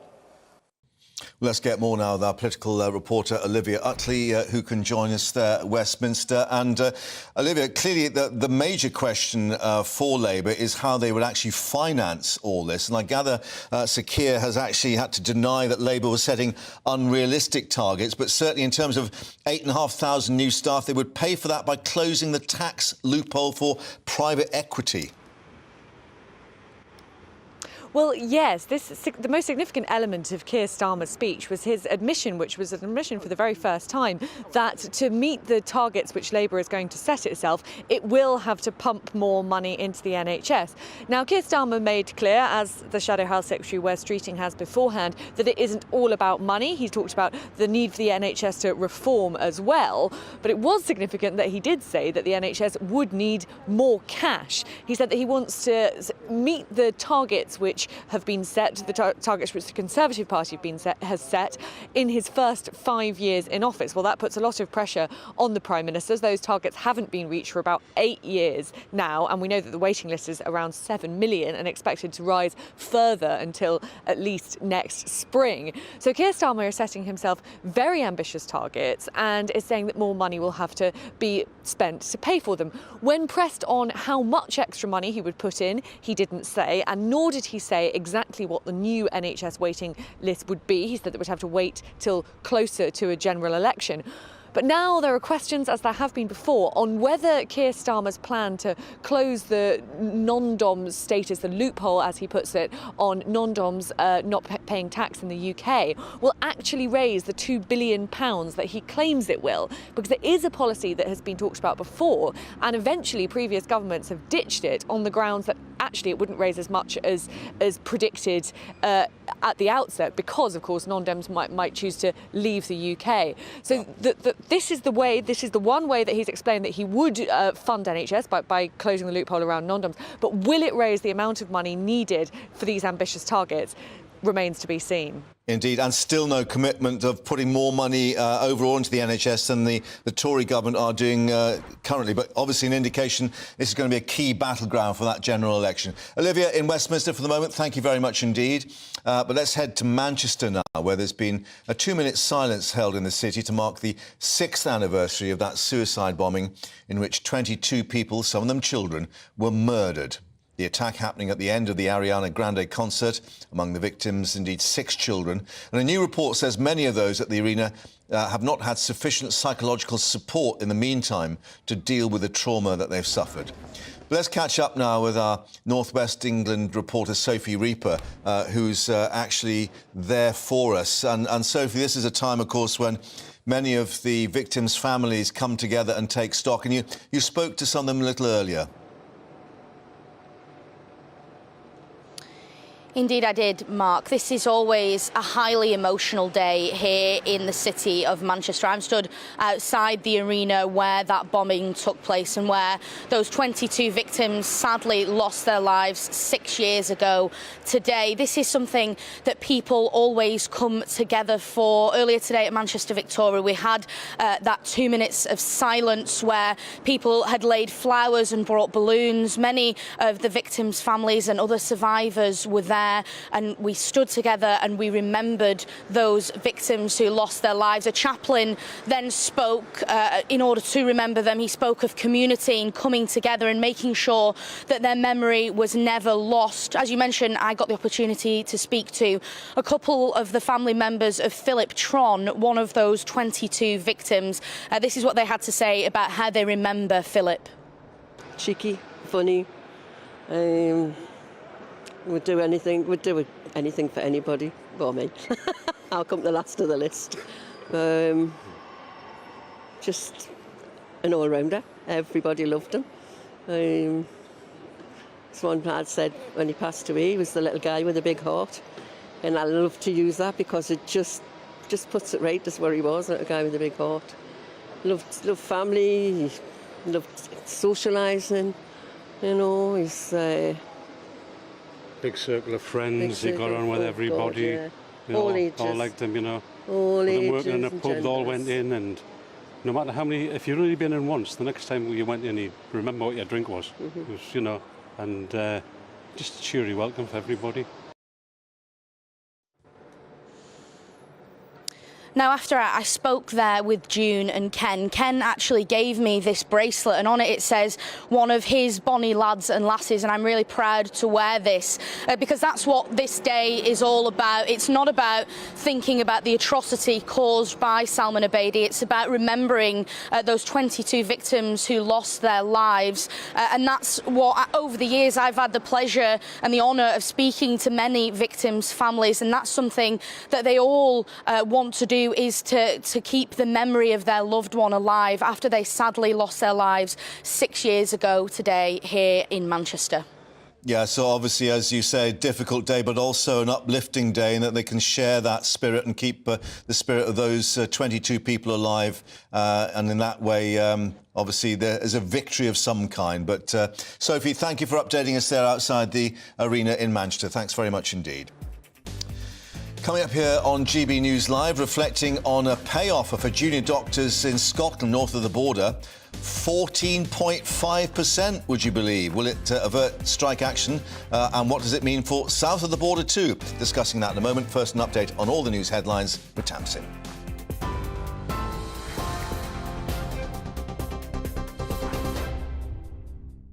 Mark, thanks very much. Here are the headlines at 1:32. The Home Secretary says she's confident there was nothing untoward in the way she handled a speeding offence. Suella Braverman is under pressure over a possible breach of the ministerial code following claims she asked for help in arranging a private speed awareness course.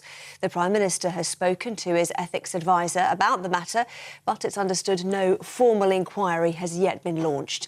Speaking for the first time about the row, the Home Secretary didn't deny asking civil servants for assistance. Last summer, I was speeding. I regret that. I paid the fine and I took the points. But we're focused now on delivering for the British people and working for them. Did you ask civil servants to put you on a one-on-one speeding course? In relation to the process, I'm focused on delivering for the British people, do my job as Home Secretary. What I will say is that, in my view, I'm confident that nothing untoward has happened. Labour has warned the NHS won't survive 5 more years of a Conservative government. Setting out his vision for the health service, Sir Keir Starmer promised to get the NHS back on its feet if his party wins the next election.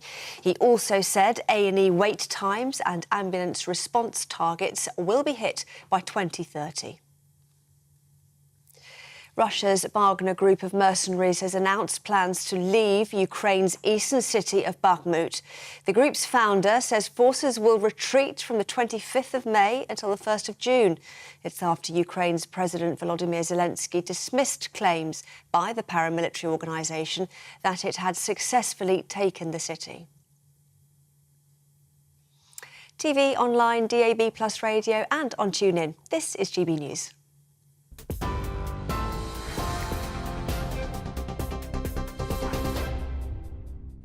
Direct Bullion sponsors the Finance Report on GB News for gold and silver investment.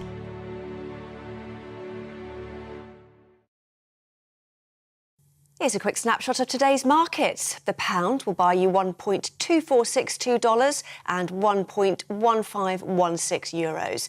The price of gold is £1,583.99 per ounce, and the FTSE 100's at 7,759 points.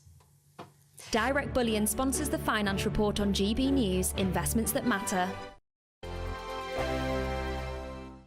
I joined GB News because I was sick and tired of not hearing my views being represented, not just mine, but so many people that I knew and spoke to. I just couldn't get my voice out there. I couldn't say anything. I couldn't do anything. Whatever the narrative was, I kind of had to follow it. GB News is there to provide a voice for those who have been ignored by the establishment media. We think different things, we've got a different style. GB News is here to be optimistic and positive about the future. It's real kind of dynamic and flowing, with the audience very much at the heart of it, like a big family.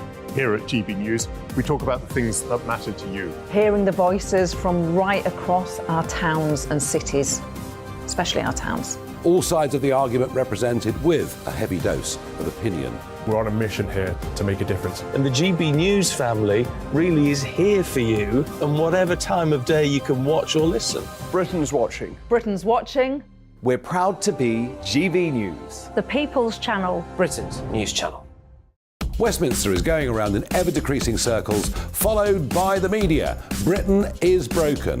How on earth did we get into this mess? But more importantly, how do we get out of it? Join me at 7 p.m, Mondays to Thursdays on Farage. Here on GB News, we will have open, rational debate. We've got to work out how Britain moves forward from this. Join us here on GB News, the People's Channel. Britain is watching. You've probably seen politicians interviewed 1,000 times, but we do it differently. We find out who they really are, we don't shout, we chat, and hopefully we bring a bit of light, not just heat. Did you know Kate Moss? Apparently. Do you have a pair of jeans or a pair of jeans? No, of course I don't. What would I do with them? My friends are like, oh my God, what's she doing now? Join me every Sunday at 6 for Gloria Meets, only on GB News, the People's Channel, Britain's news channel. I'm Simon Evans. Join me on GB News for Headliners at 11 p.m. What's the scoop? I'll be joined by two of the country's top comedians. That's right. As we take a look at tomorrow's newspapers tonight. We're going to get into trouble. If it's a big story, we'll be covering it. Spill some tea on him. There we go. But we'll also have some fun. I wouldn't stick up a bank. My father didn't love me. So anyway. Headliners every night from 11 on GB News, the People's Channel, Britain's news channel. Monday to Thursday, 9 p.m. till 11 p.m. Join me, Dan Wootton. I'll bring you the sharpest takes and hottest debates. Do you not believe in prison? I don't believe in prison. I'm completely stunned. I guarantee you there'll be no spin, no bias, no censorship. I actually was personally quite offended by it. And no reason to go to bed. So I guess they've always been quite woke. That's Dan Wootton tonight on TV, radio and online. Monday to Thursday from 9 p.m. till 11 p.m. on GB News. The People's Channel, Britain's news channel.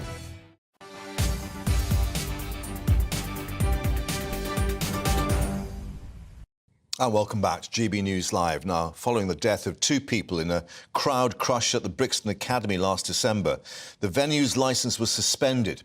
But now more than 20,000 representations have been submitted to Lambeth Council in support of the venue ahead of a review.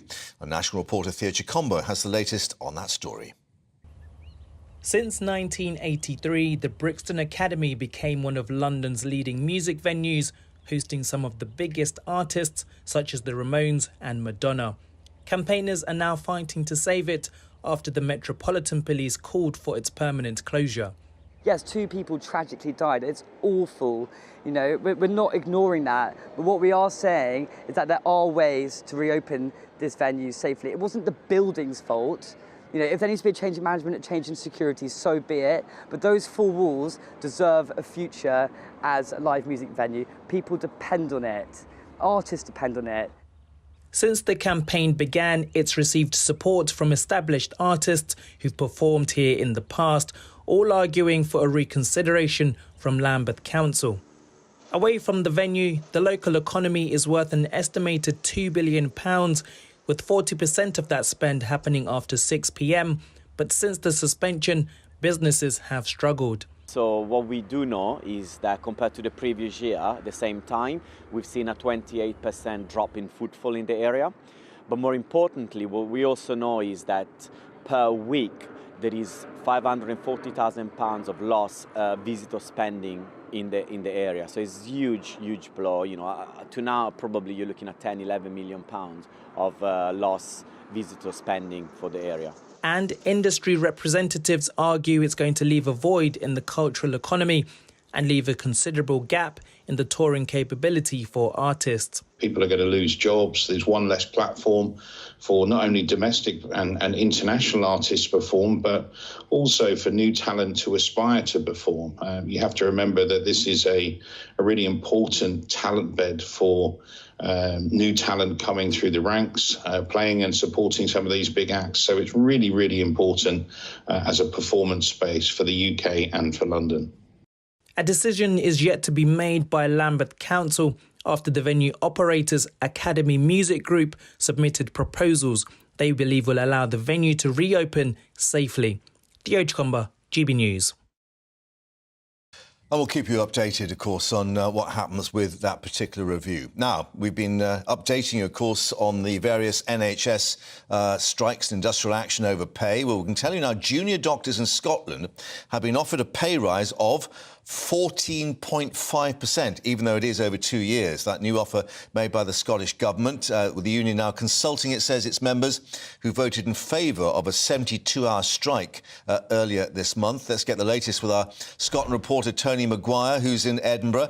And Tony, I guess perhaps the RCN and the British Medical Association south of the border would lick their lips at 14.5%. But we bear in mind, I think their claim there was for 23.5% on top of inflation. Yeah, I think it says it all with that big dramatic pause you took before reading out the figure there.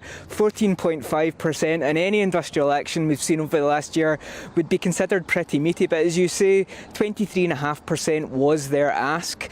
Now, nevertheless, the BMA walked away apparently relatively happy with progress in these talks. That really drills down the 14.5% to 4.5% was previously agreed. That's now been up to 7.5%, backdated for the last financial year, with a further 6.5% for the year ahead. Now, that really translates for junior doctors at the start of their training around 3,800, and then about just shy of £8,000 on top of what the more kind of senior junior doctors are getting just now. An interesting kind of extra bit in here is actually the kind of the promise for a task force to better discuss and talk about ways to reduce the opportunities really for pay erosion, which is something that anybody who's been covering industrial action over the last year has heard a lot about. That's just when today's £10,000 isn't going to be as much as next year's £10,000. So it is extremely interesting, and certainly over the next year we're going to probably see how that stacks up. But of course this hasn't been accepted yet, so we'll need to wait and hear what BMA comes back to say about it. Yeah, but it's an interesting dynamic, isn't it, that you've touched on? I mean, the Junior Doctors Committee Chairman, Dr Chris Smith, saying the negotiations were done in good faith. The latest offer will be put to union members. And in terms of the Scottish Government, Michael Matheson, the Health Secretary, saying the best offer they could actually garner to give to the junior. It's very different language to what we're hearing south of the border in terms of Steve Barclay and the BMA down in London saying we just can't get round the table with him. Yeah, certainly it seemed to be two different stories, and for anyone kind of wondering why we're having these two separate conversations at home, it's because obviously the pay for junior doctors is devolved, and therefore we're having a completely different set of conversations up here. Now, certainly junior doctors, this has been quite a long drawn out process for months all the same, but you know, if we go back even till February when Humza Yousaf was campaigning to be the new SNP leader, you know, part of his campaign was quite loud and very proud, saying that he had avoided NHS nurses and other staffers from going on strike with reasonable pay offers, compared to the picture that was unfolding at that time down in England. Now, for the meantime, it seems like he's been able to stave off this other round of industrial action, but absolutely we'll need to wait and see how things progress. We know that this is going to be an online vote, unlike the postal ballot, and we should hear more in the next fortnight or so to what the outcome is. Indeed, and we'll keep people updated on that. Tony in Edinburgh for the moment, thank you very much indeed for updating us. Now, Alison Hammond and Dermot O'Leary paid tribute to a certain Philip Schofield this morning as they presented the first episode of This Morning on ITV since he left the show. He announced on Saturday, of course, he was stepping down with immediate effect after more than 20 years on the programme. Well, let's get more with our London reporter, Lisa, who's outside Television Centre there in West London. And I'm just reading some of the various reviews of This Morning's This Morning, and they pointed out that heartfelt tribute lasted all of 30 seconds. Well, I'll tell you what the tribute was, if you like. Dermot O'Leary said, everyone on and off screen at ITV and This Morning want to say a huge thank you to Phil for what he's done to make the show such a success over the last 21 years. Alison Hammond added, quite simply, we all know he's one of the best live television broadcasters this country has ever had, and we and all the team wish him all the best for the future. Over the weekend we saw pictures of Philip Schofield pictured with his mum in Cornwall, which is where he grew up, and there are reports that he's feeling completely broken after the news emerged that he will be leaving the show. He was reportedly told that he would no longer be part of the show on Thursday after his minutes after finishing that broadcast. Holly Willoughby has also, after this news came out, she posted a tribute on Instagram saying that, thanking him for his wisdom over the years, and also saying that the sofa wouldn't be the same without him. And there are contenders as to who will actually take over. Will it be a system like The One Show, where you're going to have Holly Willoughby still presenting? She will be still presenting. She's on a 2-week break and back on the 5th of June. But will she be joined by someone who's permanently with her every day? Or will it be more of a cycle where you've got different presenters joining her throughout the week? So we're still waiting to hear on that. Philip Schofield will be back. He'll be presenting the Soap Awards next month, and ITV say that he's lined up to be the main presenter of a new primetime TV series that's yet to be announced. Yeah, so we don't know any details of that as yet, I think I'm right in saying. No, exactly, yeah. So it's just a primetime TV series that's all we know so far. OK, Lisa, thank you for that at Television Centre there in West London. But let's speak now to a journalist at the Mail on Sunday, Charlotte Griffiths, who can join us. Charlotte, does this actually matter any? Does it matter? Well, it really matters a lot to ITV because, as your colleague was just saying there, they've locked him in for this series, this mystery series that we'll find out about soon.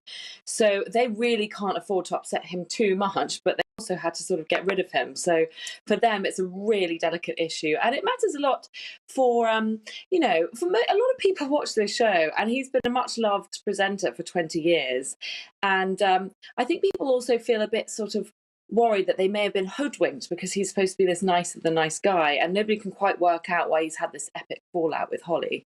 So yeah, I think people are really interested. In that respect, you know, has it become a sort of real-time soap opera on ITV in the mornings? And I guess the key question is, what will happen now to the ratings? I think the ratings will go up. I mean, certainly when Holly comes back from her 2-week break, everyone's going to be tuning in to see whether she acknowledges it or not. This morning, I thought it was quite clever of her to take this 2-week break, although I know it's sort of her kid's half term coming up. But quite clever that she's not there. She's not having to actually make this sort of tribute to him. I know it was only 30 seconds, but I was quite surprised they made it. And I think a lot of people tuned in to watch that. And I think the ratings will go up to see Holly with her new presenter. I think they'll probably pick a permanent new presenter. And if they pick wisely, it could see the ratings go up. And certainly we all love a soap opera in the evenings. Why not have one playing out every morning as well? Yeah, and looking at the various reviews of this morning, a lot of the writers have reflected that heartfelt tribute lasted, as I was saying to Lisa, all of 30 seconds. 30 seconds is still... I was actually still quite surprised they went for it, even for 30 seconds, because it's incredibly awkward, especially for Alison Hammond, who is widely rumoured to be the person who's going to take over from him. So... I think they were pretty brave to do that 30 seconds at all. They could have sort of skirted over the whole issue and ignored it. And I think the fact that Phil has got this series coming up is the reason why ITV did want to at least acknowledge him and not just completely hang him out to dry. He may argue that he has been hung out to dry, but at least they've acknowledged his hard work over the last 20 although we years. know nothing about what this primetime series or programme might be as yet. But thank you very much indeed for bringing us your view on that, Charlotte. Good to have you on GB News. Now, let's talk sport, or talk Manchester again, because City fans have called the club unstoppable after being crowned Premier League champions for a 5th time in 6 years, presented with that trophy for a 3rd season in a row, beating Chelsea 1-0, of course, in the home match at Etihad yesterday. Let's get the views of Aidan joining us once more, because I'm just wondering, is this the big moment, or is it still to come with the Champions League and actually crowning that with the Champions of Europe? Well, City as a club will consider that they haven't achieved anything so far that they haven't done in the past. They've won 1 Premier League title. We know that now they've won, that's 5 out of the last 6. They won 2 back in 2012 and 2014. So this is not, as things stand, uncharted territory. The big thing for them is, of course, the Champions League. Now, United did that back in 2008. They want to really repeat what United did back in 1999. They want to get the treble. So, yes, the treble is enormous, but if they can get the Champions League first... That's the biggie. That's the biggie, but if they can just put the icing on the cake with the FA Cup, that matches anything Manchester United have done in their history. Yeah, and of course, when we look at how they destroyed Real Madrid, it seems like a given. But, I mean, it's just great to see the reaction of the fans, particularly the youngsters, of course, over the weekend. And let's not forget those of a more advanced age who've seen Man City in some pretty dire straits a couple of decades ago. Yeah, exactly. I mean, you have to look at the strength of the squad. I mean, don't get me wrong, they've spent absolute fortunes. And so you consider that they bought Leeds United's best player last summer, Calvin Phillips, for £50-60 million or whatever it was. He started... They've been able to afford to use him just once this season in terms of starts. He's come off the bench 9 times. That was England's best player, arguably, at Euro 2020, which was, of course, played in Euro 2021.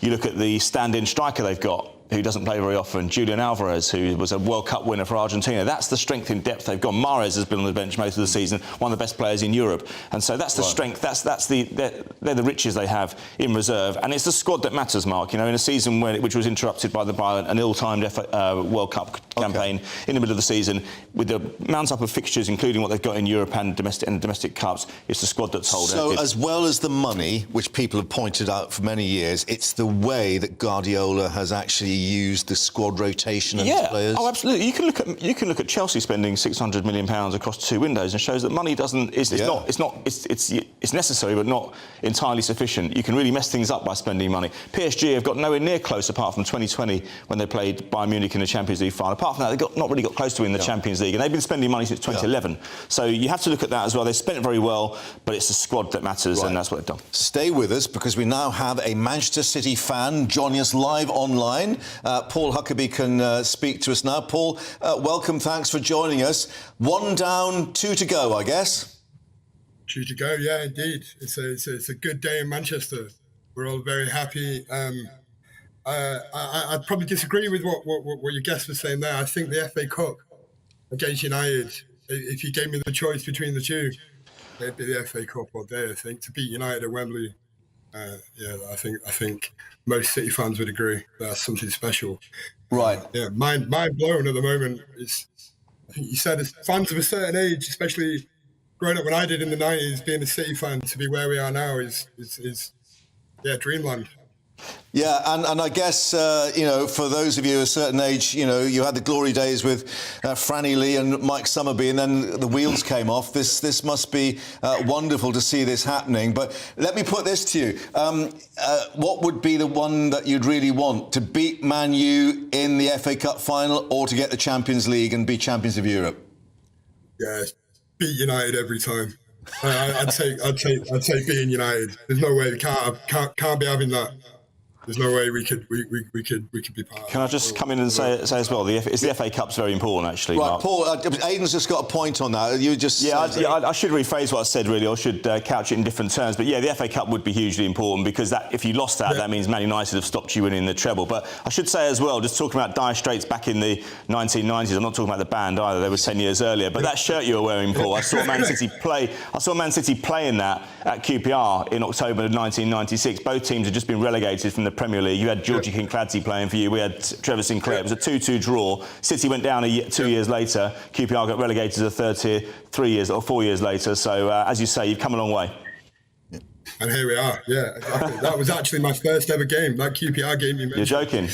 When I was a boy. So, yeah, to come from that QPR game to another one and to be where we are now, yeah, it's mental. Yeah. It's mind blown. And yeah, I'd beat United every day. Can't be having that. I'd forget the Champions League. We're going to win it eventually anyway. Probably the best club the Premier League's ever seen. So I can't see us not getting there eventually. United, at Wembley, FA Cup final, yeah, I'd take that every time. I'm pretty sure every other City fan would say the same thing as well. Right, here's a thought. If you do get the treble, what will happen? I mean, is Guardiola going to think that's it? I've achieved what I can and perhaps he'll move on? I mean, is that a worry for you fans? It's hard to call. The man's a genius. Whatever he does, he will forever be. We're 2 games away from immortality. Yeah. So even if the worst were to happen, and that was like I've done what I've done, he'll be a saint. He'll be a hero back home. So yeah, hopefully that's not the case. I can't see it. He gave a pretty rousing speech about I'm never going to leave this seat. So who knows, man? It's all about the next 2 weeks. I don't really care about what comes after that. Like what we live in now is, as Blues, something we never saw. Well, I never saw coming in my lifetime. So yeah, don't worry about that. Let's just do the Reds and then conquer Europe, and then we'll worry about the rest later. Paul, thank you for your time. Great to see this shirt still fits. Our thanks to Aidan as well. More coming up here on GB News Live. Breaking news with Portuguese police investigating the disappearance of Madeleine McCann. We'll have the very latest on that coming up at the top of the hour. Stay with us here on GB News Live.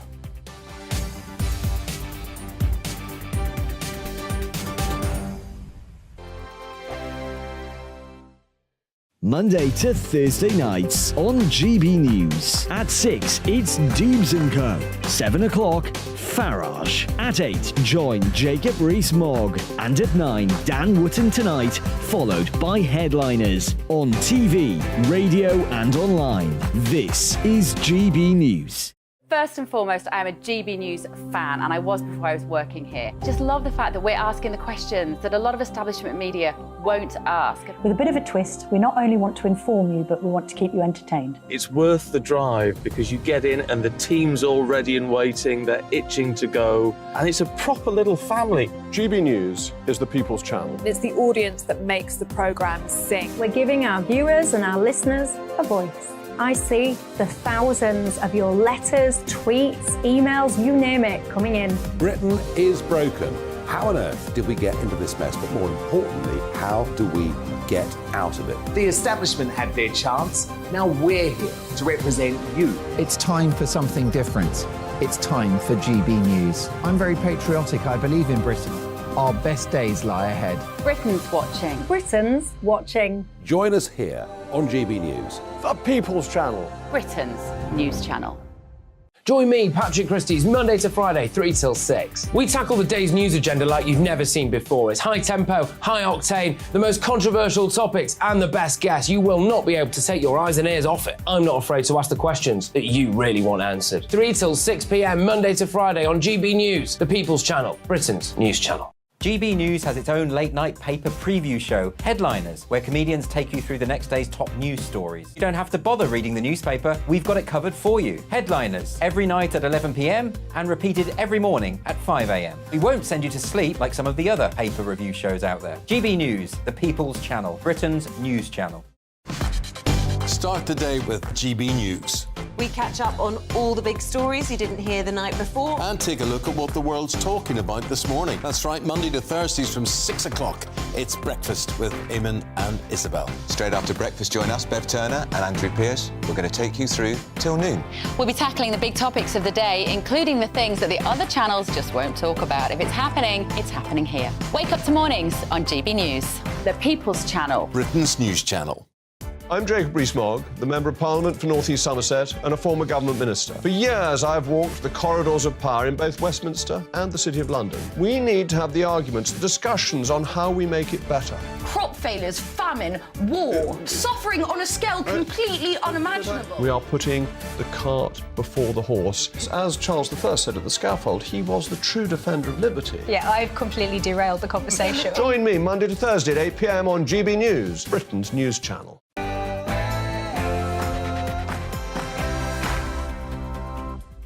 It's 2 o'clock. You're with GB News Live. A very good afternoon to you. I'm Mark Longhurst, and coming up for you this Monday afternoon, breaking news with Portuguese police investigating the disappearance of Madeleine McCann to search a reservoir regularly visited by their main suspect. That search in the Algarve region where Madeleine disappeared to begin tomorrow. The Home Secretary's official car parked up in Downing Street as she talked to the Prime Minister, but Suella Braverman insists nothing untoward happened over her speed awareness course. But a former senior civil servant says it's obvious she broke the ministerial code. Who will the Prime Minister side with? Sir Keir Starmer sets out his vision for the NHS, the Labour leader saying he'll pump in more cash and bring down hospital waiting times to get the NHS off its knees. But where will the money come from?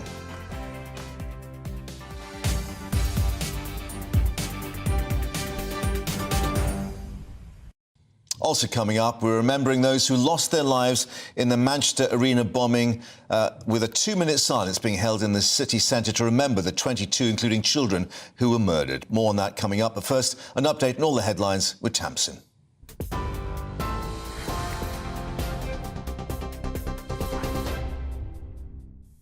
Mark, thank you. Good afternoon from the GB Newsroom at 1 minute past 2. Well, let's just start with that breaking news. Police investigating the disappearance of Madeleine McCann have launched a major new search in Portugal. Local media is reporting a remote reservoir on the Algarve, which the main suspect in the case used to visit, has become a key focus of their inquiries. The area is about 30 miles from the resort in Praia de Luz, where she went missing 16 years ago. The suspect has been jailed in Germany for 5 sexual offences committed in Portugal between 2000 and 2017. The Home Secretary says she's confident there was nothing untoward in the way she handled a speeding offence. Suella Braverman is under pressure over a possible breach of the ministerial code following claims she asked for help in arranging a private speed awareness course. The Prime Minister has spoken to his ethics advisor about the matter, but it's understood no formal inquiry has yet been launched. Speaking for the first time about the row, the Home Secretary didn't deny asking civil servants for assistance. Last summer, I was speeding. I regret that. I paid the fine and I took the points. But we're focused now on delivering for the British people and working for them. Did you ask civil servants to put you on a one-on-one speeding course? In relation to the process, I'm focused on delivering for the British people, do my job as Home Secretary. What I will say is that, in my view, I'm confident that nothing untoward has happened. Well, the Shadow Public Health Minister, Andrew Gwynn, says she needs to go. Look, I've got real frustration here about this because at a time of a cost of living crisis that people want real answers to, at the time that our NHS is on its knees and needs fixing, we're here yet again talking about another Tory minister who has sought to bend the rules, play the system for their own advantage. Of course, she needs to face an ethics advisor. I would go further. I think Rishi Sunak needs to show some leadership and show her the door. Labour has warned the NHS won't survive 5 more years of Conservative government. Setting out his vision for the health service, Sir Keir Starmer promised to get the NHS back on its feet if his party wins the next election. He pledged to reduce NHS waiting lists, committed to hit the 4-hour A&E target and improve ambulance response times by 2030. At the next election, the NHS is on the line. The Conservative Party that's brought it to its knees will put it in the ground. But mark my words, if all we do in the Labour Party is to place the NHS on a pedestal and leave it there, that's not good enough either. We've got to fix the fundamentals, renew its purpose, make it fit for the future. Calls are being made for every work-related suicide to be investigated by the Health and Safety Executive. It follows the death of head teacher Ruth Perry, who took her own life in January. Her family believes she was stressed because of an Ofsted inspection. Writing in the British Medical Journal, 2 academics say the profession has a duty to demand action to tackle the burden of mental health. Russia's Wagner group of mercenaries has announced plans to leave Ukraine's eastern city of Bakhmut. The group's founder says forces will retreat from the 25th of May until the 1st of June. It's after Ukraine's President Volodymyr Zelensky dismissed claims by the paramilitary organisation that it had successfully taken the city. A warning is being issued over a number of new sophisticated scams.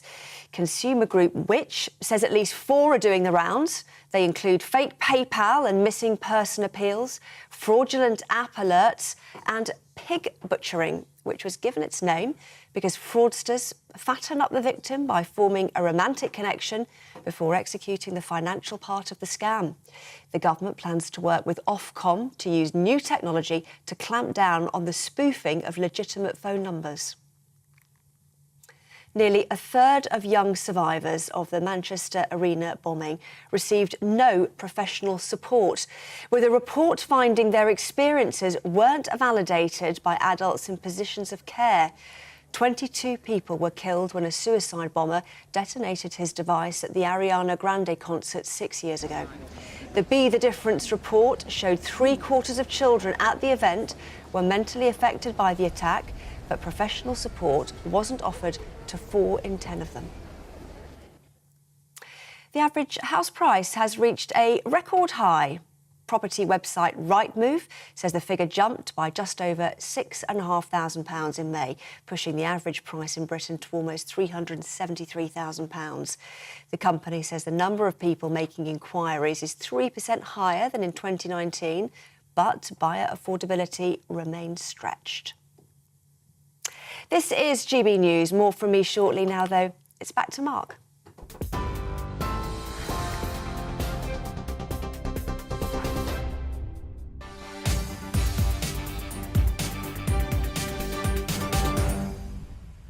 Tamsin, thanks very much indeed. So yes, let's update you on that breaking news that Portuguese police in the Madeleine McCann case carrying out new searches in the Algarve, near where the little girl went missing 16 years ago now. Well, local media reporting that a reservoir near Silvis, that's about 50 kilometres from Praia de Luz, visited by the main suspect in the disappearance, Christian B., the convicted child abuser and drug dealer, not been charged and indeed denies any involvement in the case. So let's get more now with our Home and Security Editor Mark White joining us to update us on this. And we say Portuguese police, but they are acting on behalf of German police, whose inquiry this is technically. Yeah, so the German police are doing an investigation specifically into Christian B. As you said, he's serving a sentence in Germany for the rape of an American tourist in Praia de Luz in I think 2008. Yeah.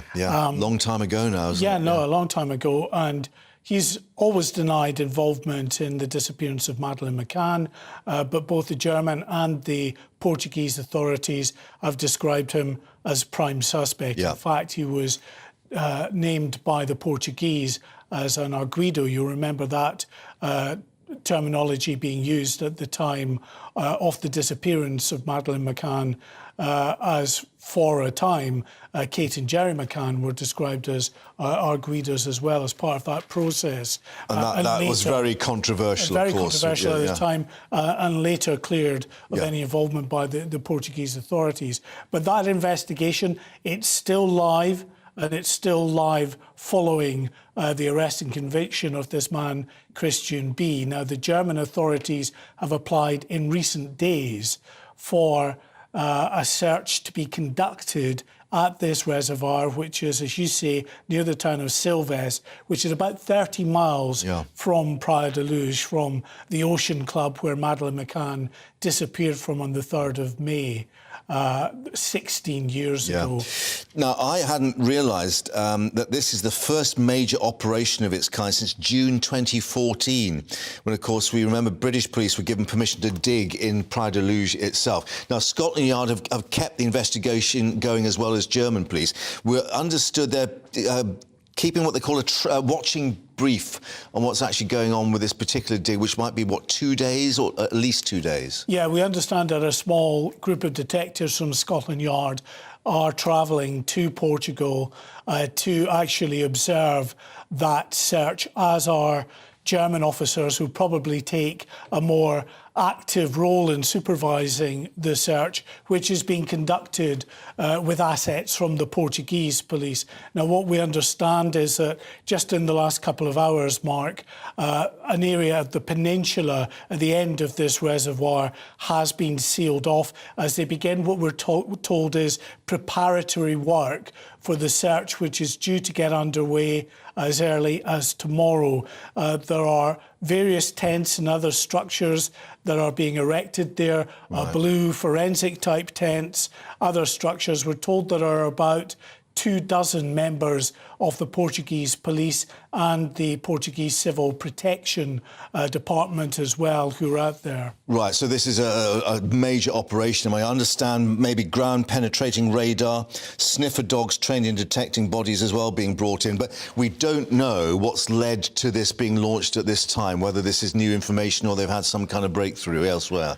Well, intriguingly, there are reports that this is a reservoir well known to Christian B, that he lived only 12 miles from this reservoir at one point. Of course, he was in Praia da Luz at the time that Madeleine disappeared. He was involved in petty crimes in that area, robbing from apartments and hotels in the area. His mobile phone was used about just half a mile from where Madeleine McCann disappeared, just an hour or two before her disappearance. So a lot of circumstantial evidence putting him in the area at the time, and of course his now known offences involving rape and paedophilia, also clearly a factor going forward in the investigation.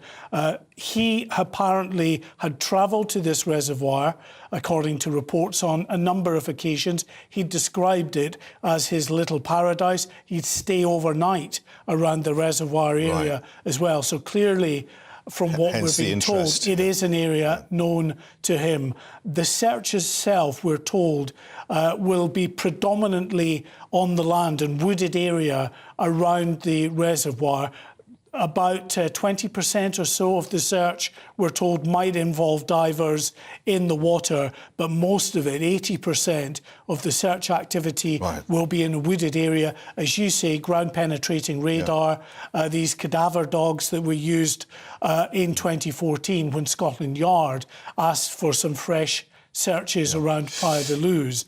It's the same kind of equipment that will be used this time around. So a lot of assets being moved in. Of course, we'll update everyone as and when that begins in the next 2 days. But Mark, for the moment, thanks for bringing us more on that breaking news coming in from Portugal. Now, here, questions being asked as to is it the end of the road for the Home Secretary, with Suella Braverman once again under fire from both critics and opposition parties as to whether she's broken the ministerial code after asking officials to arrange a private speed awareness course. But she claims nothing untoward has happened and that she has paid the fine and taken the points. But her future does now lie in the hands of the Prime Minister, it seems, with Rishi Sunak to decide whether to actually take action with an investigation being launched by his independent advisor. Let's get more with our political editor, Darren McCaffrey. And Darren, certainly the Home Secretary saying, no, nothing to see, move on. But it could be a bit of a political car crash, if you pardon the pun. Indeed, and something quite interesting is happening here in Downing Street today, Mark, because we are waiting for the Home Secretary to leave. She arrived here about an hour and a half ago to attend a small boat crisis meeting. Here she is. Home Secretary, are you going to face an investigation? You're going to face an investigation, Home Secretary?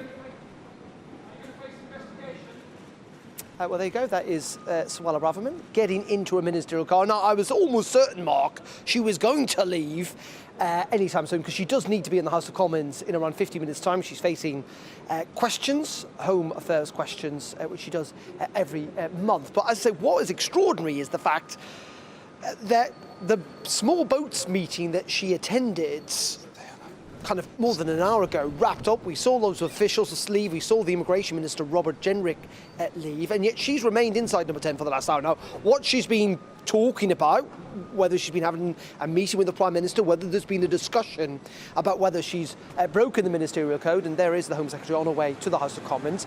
We do not know, but it is fascinating that she has been inside for so long. We know the Prime Minister's met with his ex-ethics advisor earlier on today. We're told that he's gathering evidence around the Home Secretary in this story that emerged over the weekend around that speeding fine she faced and the potential that she's broken the ministerial code by trying to drag civil servants into trying to get her to be on a one-on-one course when it came to a speeding awareness course that was mandatory, though she subsequently paid the fine, if you like. So in the end, we're going to have to wait and see the decision the Prime Minister's made. But I would say pretty unusual that she spent the last hour inside. Be very interesting to be a fly on the wall.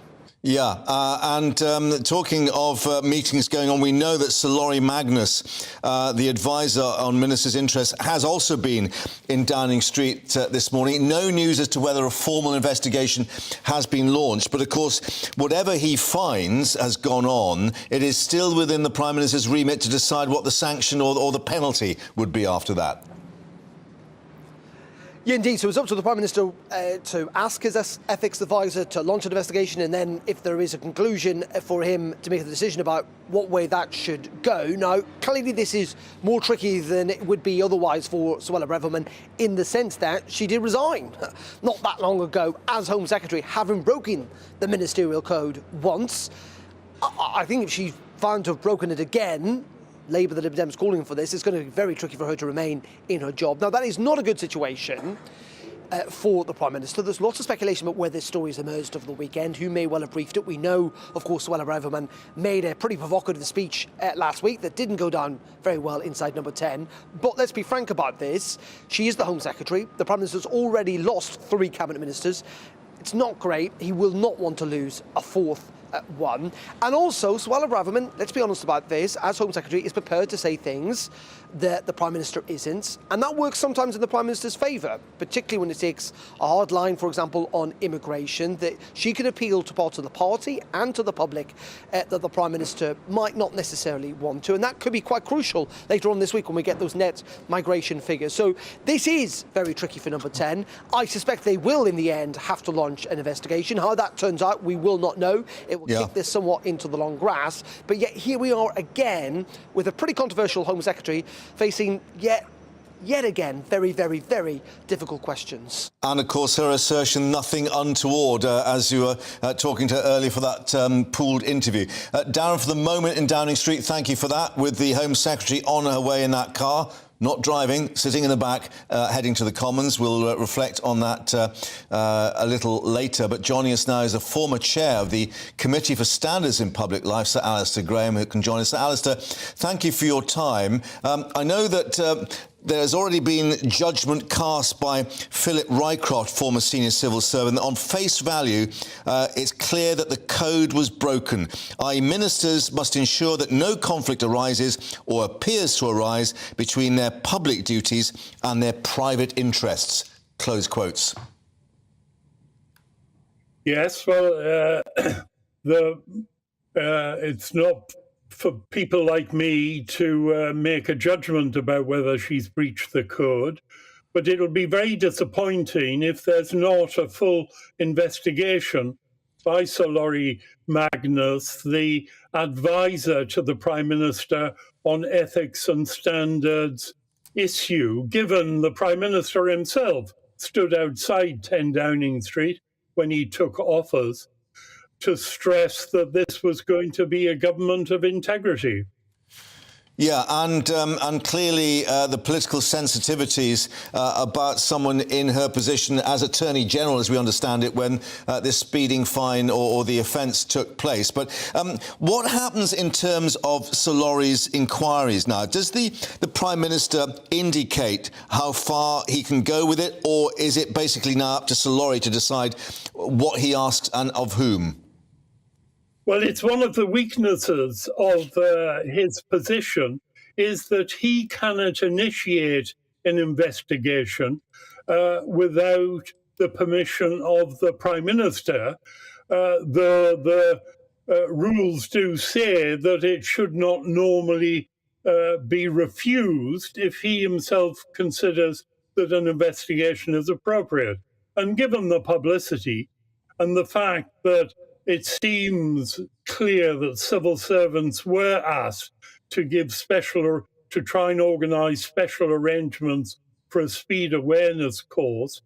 And I think if you look at paragraph 1.3 of the Ministerial Code, which stresses an overarching duty on ministers to comply with the law and to protect the integrity of public life, and also in a subparagraph specifically refers to not asking civil servants to do something in breach of the Civil Service Code. Now, a speeding fine is a domestic personal matter. It's not a public policy matter. It's not a departmental matter for the Home Office. So if she has asked civil servants to get involved in resolving such a personal matter, then I would consider that was a breach of the Ministerial Code. Yeah, now, as we understand it, no formal inquiry has yet been launched, but equally, clearly she's been questioned by quite a few reporters today. In her first public comments, she did not deny asking civil servants to intervene. So from that very aspect, you know, it seems cut and dried in terms of the position. So I wonder what Sir Laurie has to actually investigate further. Well, it's always better to get the concrete evidence and to be fair to the Home Secretary to ensure that we know the precise circumstances in which he asked civil servants to intervene and the way in which they refused to assist her on this particular matter. And then she went on to ask a civil service advisor. Now, an advisor is covered by the code for civil servants, as well as civil servants being covered by that code. Yeah. So I think it would be better if there was a proper investigation by Sir Laurie so that we can all be clear whether she has broken the code and whether she should cease to be Home Secretary. I guess the other aspect is, and I know they've been described as the blob, is the role of the civil servants in this as well. I mean, we understand that the Cabinet Secretary, Simon Case, or suggestions at least, that the Cabinet Office ordered Home Office officials not to give her advice because clearly they could identify the sensitivity at the time. Yes, well, it's good to see civil servants acting in an appropriate way as far as this is concerned. Rules are there to be complied with. And it's really fairly shocking that we've got a Home Secretary that seems to keep getting herself into this mess, particularly when she's had to resign once already because of a breach of the Ministerial Code. Sir Alistair Graham, former chair of the Committee for Standards, thank you very much indeed for joining us here once more on GB News. Thank you for your time. Coming up here on GB News Live, we'll be hearing how Manchester has been remembering once more the 22 who were murdered in the arena attack, many of them children, of course, 6 years ago. All that coming up for you in a moment. It's all about family, being in people's living rooms, all the interaction and getting to know who our viewers and listeners are. When I was young, my dad used to say, "No, stop arguing." I wanted an outlet that would enable me to give my opinion. People are going through a really hard time right now, and I know that you don't feel like you're being listened to by the establishment. I came to GB News because it's the People's Channel and I want the audience to have their say on the events of the day. We're dynamic. We do something different. Democracy shows that the wisdom of the nation is in its people.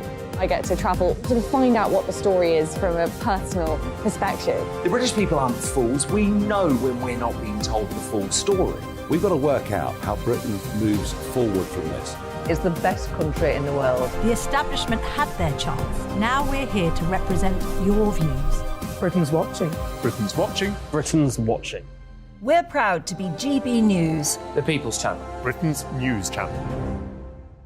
So Jubes and Co, we tackle the issues of the day with real robust debate, both sides of the fence, battling it out with me in the middle with my forthright opinions and views. And often really interesting things happen because you start with a position and then by the end of the debate you find actually, well, I might not have thought about that one. What we need in this country is 2 new political parties. You should maybe think about doing a 2024 calendar. I'm Michelle Dewberry and I'm keeping you company right through until 7 o'clock this evening. GB News, the People's Channel, Britain's watching.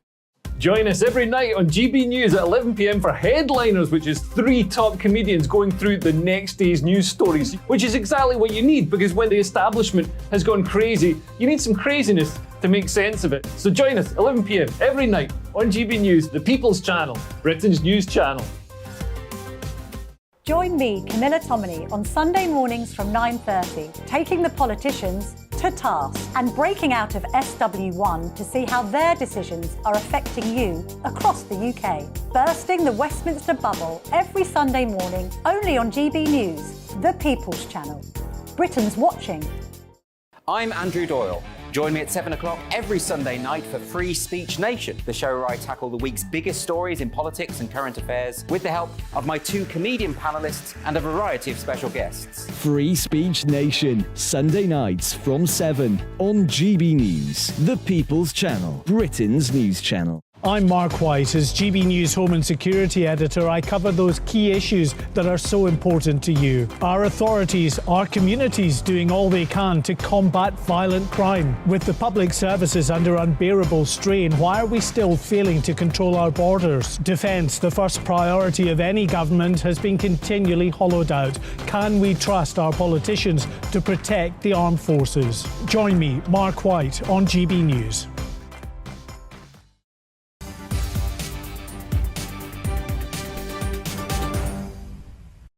Welcome back to GB News Live. Now, there's been a 2-minute silence held in Manchester to mark the 6th anniversary of the suicide bombing in which 22 people, many of them children, were murdered. The attack happening at the end of the Ariana Grande concert. Among the victims, 6 children. And a new report says many of those at the arena have not had sufficient psychological help or support in the meantime to deal with the trauma of that day. Let's go live now to join our North West of England reporter Sophie Reaper, who's outside the arena there at the steps. And Sophie, very difficult day for many, but equally, of course, it is a time when the survivors and the relatives of those who died can come together to share their memories and in that way, quite uplifting for them. Absolutely. It's a day since the attack. It's a day every year on the anniversary that people of Manchester do come together and they do remember those 22 victims. At midday today, we had that silence where everyone bowed their heads and remembered those 22 victims. We heard some words from a chaplain who talked of community and making sure that the memory of those 22 victims is always lived on through the people who survive and the people, their families, of course, who come together every year to make sure that their memories are kept alive. I had the opportunity to speak to a couple of the family members of Philip Tron, one of those 22 victims, and they told me a little bit about how they remember him to this day. Cheeky, funny, Would do anything for anybody, but me. I'll come to the last of the list. Just an all-rounder. Everybody loved him. As one lad said when he passed away, he was the little guy with a big heart. And I love to use that because it just puts it right as where he was, a little guy with a big heart. Loved family, loved socialising, you know, he's... big circle of friends, he got on with everybody. God, yeah. You know, All ages. all liked him, you know. All With them ages working in a and pub, they all genders. went in, and no matter how many, if you'd only been in once, the next time you went in, you remember what your drink was. It was, you know, and just a cheery welcome for everybody. You just heard there, for the families, it is about those positive and those happy memories. They remember Philip as someone who, as they say, you know, was a friend to everyone, who everyone really loved, and it's something really hard for them to deal with, but it also, them all coming together, and they've built this kind of community that over the years we've seen develop, and I was speaking to June, and she said that one of the things that's helped her most is having that community of victims, families and survivors who come together every anniversary in order to mark this significant day and remember those 22 people who lost their lives on this day here at Manchester Arena. You were telling us that you've been given something rather special by them to remember this day as well on your wrist there. Yes, a band that Ken gave to me, and it says one of his Bonnie lads and lasses. That's the band that they give to people in memory of Philip Tron, and I will now wear that. Of course, I'm from this region, I love this region, and it is something that means a lot to me. It does get me quite choked up when I talk about it, and I will wear that with pride every time I have the opportunity to report on this most harrowing of stories. Yeah, but an uplifting moment as well for many as they share that, of course. Sophie, thank you very much for updating us there at Manchester, outside the arena. Now, just to remind you, we saw Suella Braverman leaving Downing Street a few minutes ago, the ministerial car on its way to Westminster. She's not driving, she's in the back, because we are expecting Home Office questions fairly shortly, and one can imagine what some of those questions may be. But elsewhere in the political arena, Sir Keir Starmer has been warning the NHS will not survive 5 more years of Tory government, and that the Conservatives would put it in the ground if they were given a further term in office. Well, he was given a speech during a visit to Essex, the Labour leader setting out his vision of a health service fit for the future, as he said. Certainly for all of my life, the knowledge that if you get ill, if you have a serious accident, you'll get the care that you need, whatever your circumstances. Not every country has a system like that, and the insecurity, the fear without it, is huge. Nye Bevan, the Labour Health Secretary who created the NHS, put it best.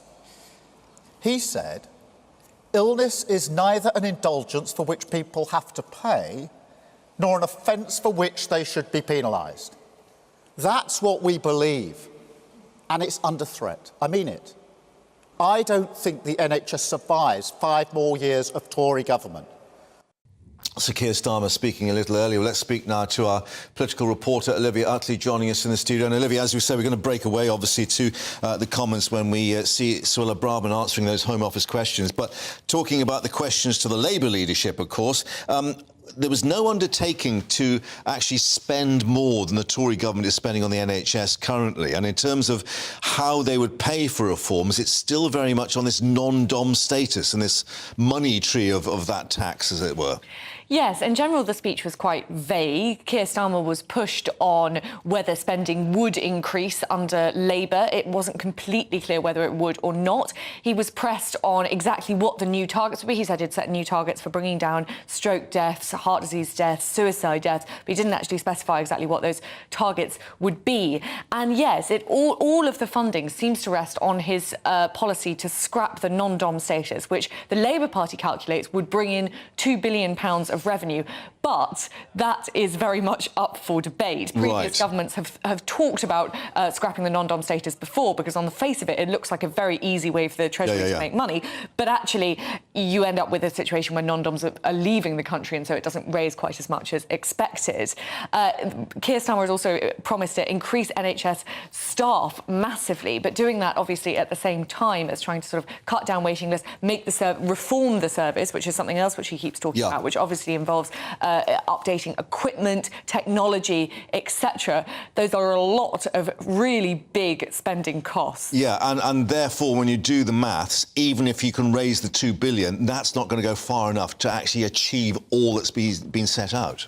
Yes, and I have a feeling that some of the $2 billion that was supposedly be raised from scrapping the non-dom tax has also been promised to other areas as well. So this an old political trick used by all parties, of course. Yeah, absolutely. However, and perhaps an indication that we are seeing the battleground for the general election being established, and clearly Labour thinks that this is a weakness for the Tory government. Yes, absolutely. Obviously, Rishi Sunak is trying to sound as bold as he possibly can on the question of immigration, which focus polls continually show people feel very, very strongly about.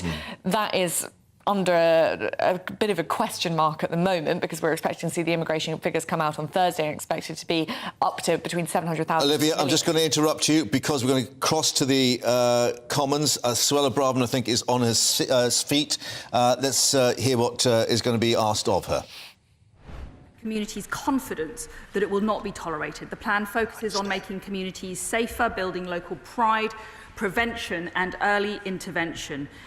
These proposals will ensure perpetrators are punished and help to restore pride in our communities. Thank you, Mr. Speaker. I'd like to compliment the Secretary of State on driving this increase of police numbers on the streets.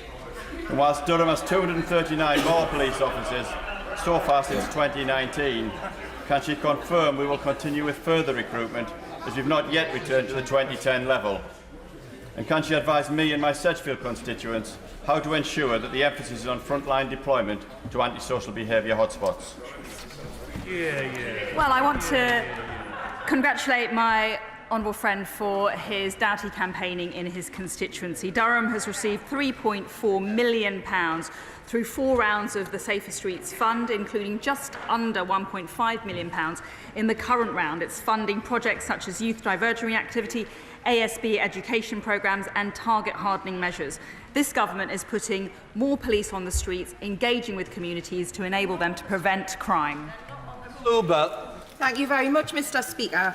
Driving without care or consideration is described as one of the worst forms of antisocial behaviour, as the consequences can be fatal.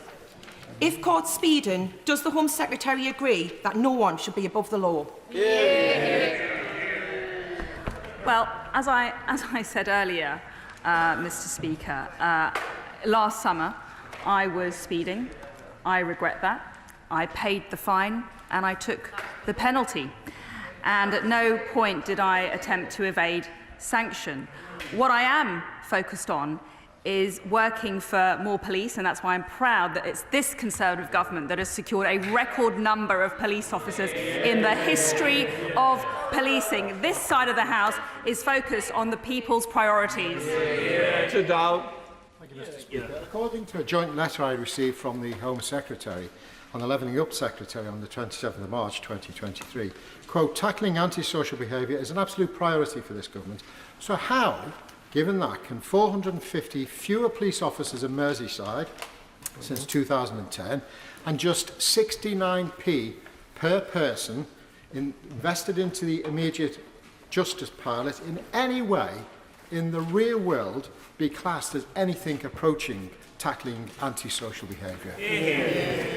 Well, I'm very pleased that, thanks to this government's commitment, Merseyside has received increased funding of millions of pounds when compared to previous years. But most importantly, there has been 7 rounds of Safer Street Fund projects in Merseyside, with a total of £2.9 million funding provided over 4 rounds. And I'm very glad that Merseyside has been chosen as one of our pilot areas for our immediate justice. That's one of the ways that we're going to kick antisocial behaviour. Thank you, Mr. Speaker, and I thank my honourable friend for her earlier answer. Stoke-on-Trent North Kids Go and Talk with... So we've got Home Office questions continuing. The Home Secretary doing her job at the dispatch box, but of course that is one of the issues with all the noises off over her speed awareness course. Does that actually preclude her from concentrating on the job? The question there, of course, to her, does she believe that anyone should be above the law in terms of speeding? And her response was that last summer she had been caught speeding. She paid the fine, took the penalty. At no time did I try to evade a sanction. Well, Olivia is still with us in the studio. With apologies to the Home Secretary, that really wasn't the issue, was it? It was the fact that what she tried to do about the speed awareness course and trying to ensure that she wasn't identified in that process. Yeah, that was a slightly evasive answer that she gave, because she isn't being accused of trying to evade the penalty. What she's being accused of is forcing civil servants to act in a way that isn't compatible with the Civil Service Code. According to the Ministerial Code, you are not allowed to ask civil servants to intervene in your private affairs. Now, there is a little bit of a question mark over whether this is a private affair. Suella Braverman's team and some MPs who are close to her claim that there was a security risk involved in her being present at a public, open speed awareness course, and that's why they argue that it wasn't even her who asked civil servants to set up this private speed awareness course. So if that is the case, and if Suella Braverman can make that case convincingly to Rishi Sunak, then perhaps it'll be found that she didn't breach the Ministerial Code. If it's found that she simply wanted to avoid the personal embarrassment of having been caught speeding, then it might be that Lori Magnus comes down on the side that she did break the Ministerial Code. Either way, it'll be a relatively minor infringement on the code, so it could be that Rishi Sunak chooses to keep Suella Braverman even if she's found to have broken the code. So guilty of breaking the code, but no major sanction. But one reflects, in terms of the way that her team have tried to handle this and responding to the questions, the speed awareness courses, of course, are actually run by the police. It's not an open forum as such, in that they have control in terms of a police force over what happens in those circumstances. We're also told that there was an attempt made for them to do it remotely by computer, but wanting the camera to be shut off. Now, one wonders what the security considerations would be on that, as opposed to not wanting just to be identified as having broken the speed limit. Well, yes, exactly. Suella Braverman's team claim that there is a danger of her being taped if she's doing a public speed awareness course. If the other people on the course could hear what she was saying, they could potentially record it and use it for some sort of nefarious purposes. It's not 100% clear whether that would actually be possible, but that, they claim, is a danger, hence the one-to-one private speed awareness course. The other aspect is, as well as involving civil servants, she's involved her own political staff. And the Daily Mirror, of course, had questioned those staff about the speeding fine itself and denied that that had taken place on several occasions when that was put to them. Yes, I think the person who perhaps is coming out worst from all of this is Suella Braverman's SPAD, who was Special advisor, who was asked by the Daily Mirror reporter whether she had had a speed awareness course. He appeared to say no. There is a transcript of this conversation, and it sounds as though he was simply lying to the Mirror reporter, which obviously isn't a good look at all, and has got Suella Braverman into even more trouble than she would otherwise be in. Yeah, and we should reiterate that the SPAD, or the Special Advisor, is not a civil servant as such. They are outside that remit and the code as such. But the other aspect to this is, with Sir Lori Magnus being involved now, the advisor on ministers' interests, we don't, or there's no confirmation that a formal process has been begun. But in these circumstances in the past, of course, the difficulty is that when the person becomes the story and they are unable to really concentrate on the job, that's when they are done for. Yes, absolutely. And we saw that happen with Dominic Raab. We saw it happen with Gavin Williamson as well. Suella Braverman's allies claim that that's the whole intention behind this smear campaign, as they're calling it. They're saying that they want that the people who are behind this, who are briefing against Suella Braverman, it's not clear whether they think that's civil servants or someone else, want there to be a distraction when the migration figures come out, because Suella Braverman will be pushing hard to get those migration figures down, and some believe that's at odds with what the civil service want to do. Yeah. And But very obviously that's quickly, coming let's from their reflect side. that the expectation is that that net migration figure could be 700,000 or more, even perhaps up to 970,000, one suggestion. Exactly, up to 997,000 I heard. Oh, right, OK. A million. And climbing, higher, right. Yeah, but up from 500,000 last year, and that was the previous limit. So Suella Braverman is a very important figure in the government at the moment, as she's the person who's fronting the campaign to get that down. Olivia, thank you very much for taking us through that. And, of course, we shall reflect if anything else pops up there at that Home Office questions. We were talking about the NHS, of course, with Labour. Let's reflect now that junior doctors in Scotland have been offered a pay rise in their continuing industrial dispute there. 14.5%, even though it is over a period of 2 years. Well, the union, the BMA, to consult with its members, it says, they had voted in favour of a 72-hour strike action earlier this month. Let's get more now with our Scotland reporter, Tony Maguire, who's in Edinburgh for us. And, Tony, a fairly handsome pay offer. BMA is considering it, but not even quite what they were asking for originally. No, but I mean, I think it is fair to say that certainly both sides of the discussion table left feeling relatively positive about the outcome in terms of the progress that had been made. Obviously, looking at the last few months of what's been going on south of the border. So, as you say, 14.5%. That breaks down to an original offer of 4.5% from last year, upped by 3% to 7.5%, and then a further 6% really for this financial year going forward. Sounds like a healthy number when we're talking about industrial action offers, but certainly not the 23.5% that they were asking for. So what we can really gather from this is that BMA Scotland, they left, wanting to make quite clear that, this wasn't an accepted offer. This will go to another members' vote, an online members' vote, so we'll know a little bit more in the next fortnight when members actually have a chance to cast their say on this. But as you said, 97% of the membership of BMA Scotland voted on that 72-hour walkout. Now, BMA Scotland have said that if this offer is rejected, then everything is back on the table, including that walkout and industrial action. So Michael Matheson, he seems to think this is a very good deal. Scotland's Health Secretary says it's the biggest deal of its kind in 20 years, and certainly that going forward, he hopes that this will be another encouragement by the fact that he's also wanting to organise this task force to ensure that future pay is not eroded in the same way that junior doctors have experienced over the last 20 years or so. Yeah, and certainly a very different relationship, different language to what we're seeing down in London. I'm just looking at what Dr Chris Smith, the committee chairman for Scottish Junior Doctors, saying. Negotiations were all done in good faith. The offer will now be put to union members to consider. It's a very different atmosphere from what we're having with Steve Barclay and the BMA down in London.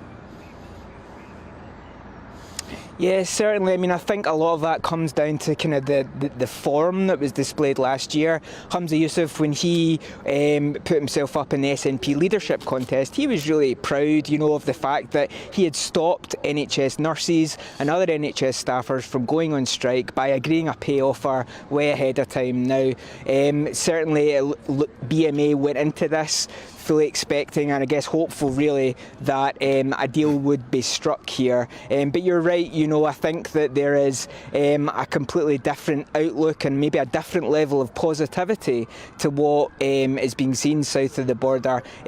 Doctors' pay, of course, a devolved issue. Yes. And certainly paying the taxes for the ambulances in the background you can hear right now. OK, well, we'll see what the response is. As you say, the BMA now putting that to their members and, of course, perhaps other unions to follow with the various disputes as well. Tony, thanks for updating us there in Edinburgh.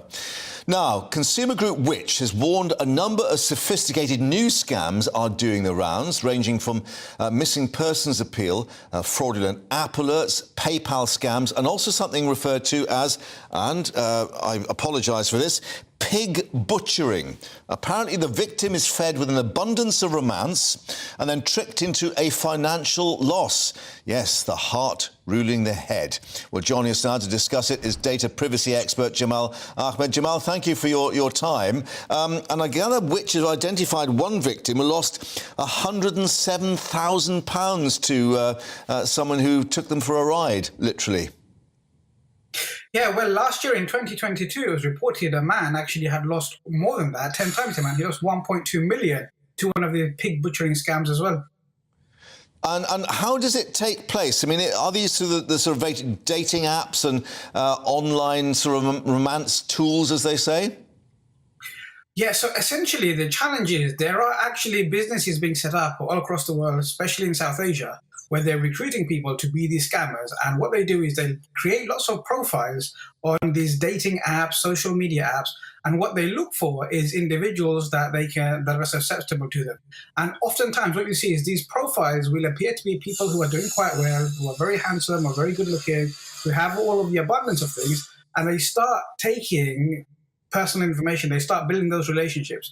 And then they rely on people's innate nature, and especially with women, they rely on their maternal nature, and they would give them a heartbreaking story of something that's happened to them once they've built a relationship, and how suddenly they've got this great opportunity or how they need some money. And oftentimes what will happen is they will encourage them to go on sign up to an app, and they'll have some kind of insider information or some kind of information that's too good to be true.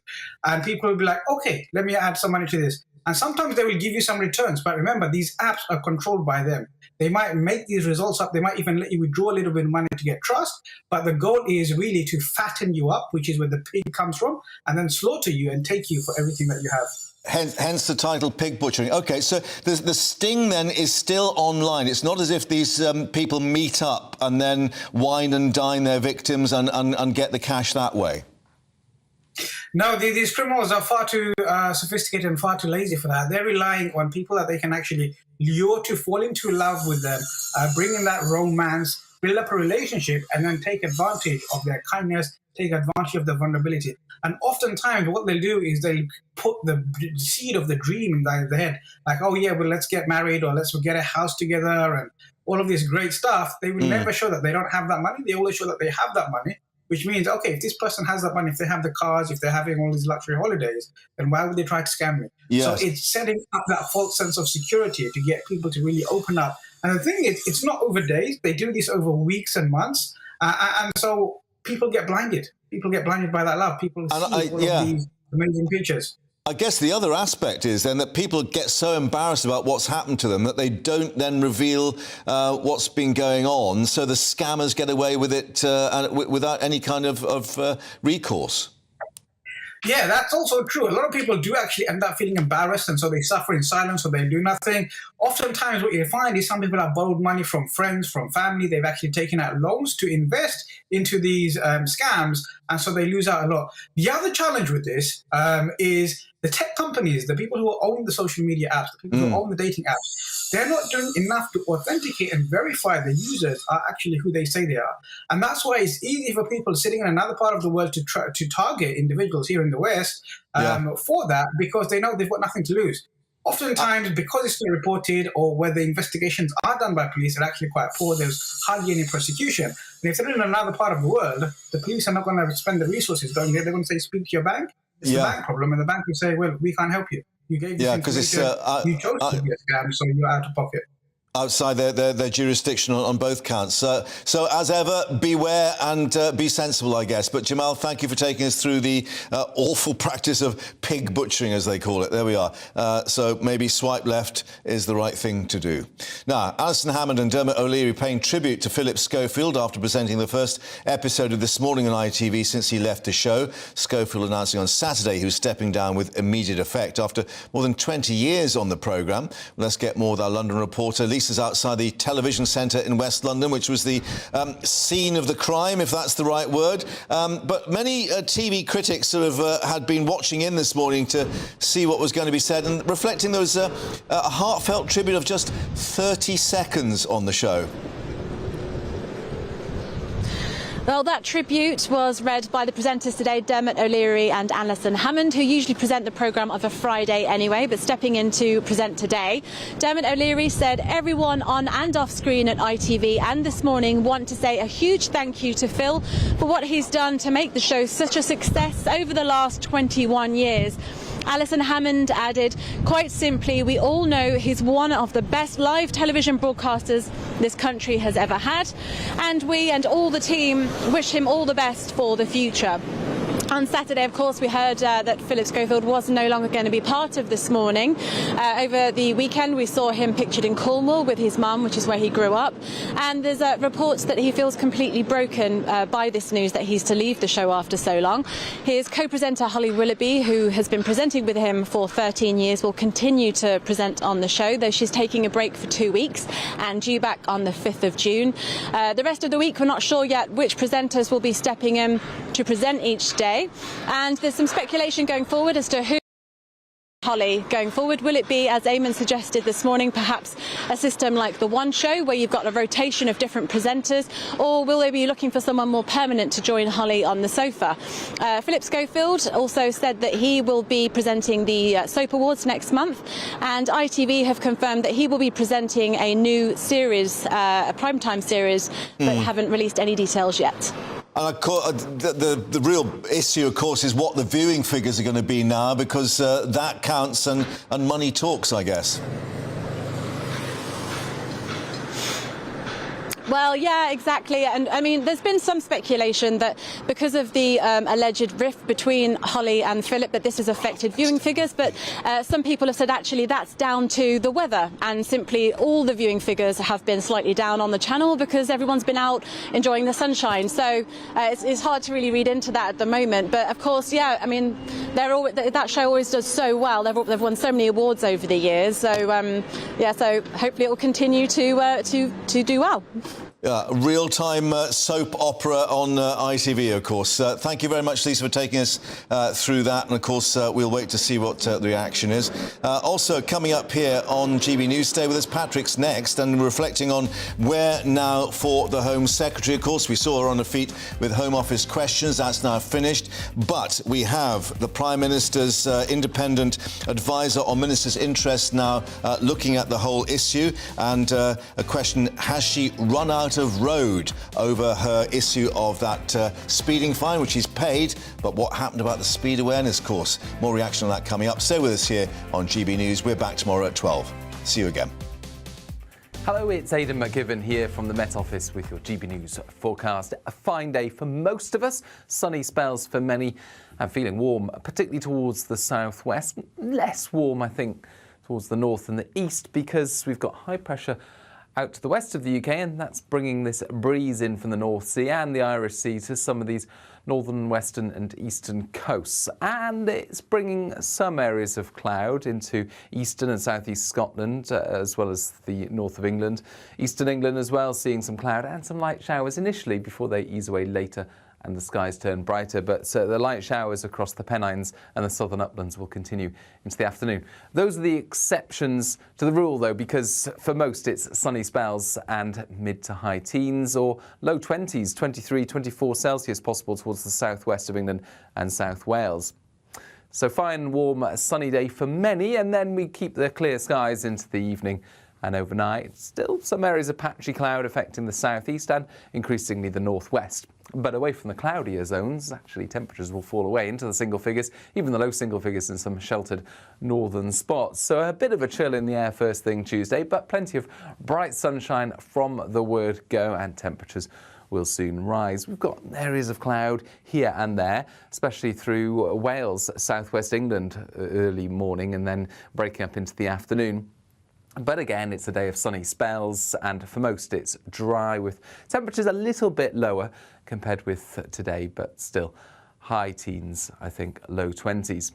Towards the northwest of Scotland, we will see some patchy rain and drizzle arrive by the afternoon, and that will push into the Northern Isles by the evening. Thicker cloud generally for western Scotland and Northern Ireland. However, for much of the UK, the outlook is for more warm sunny spells to come.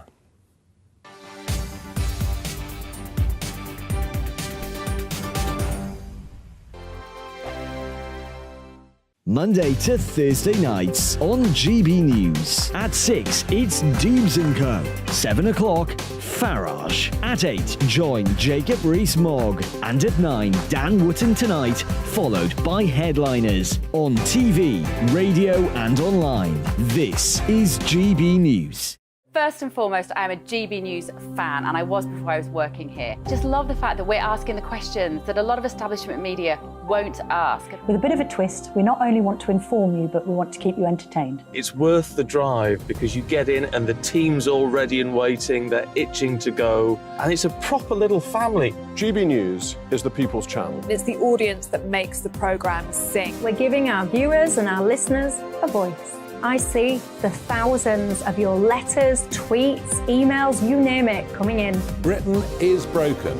How on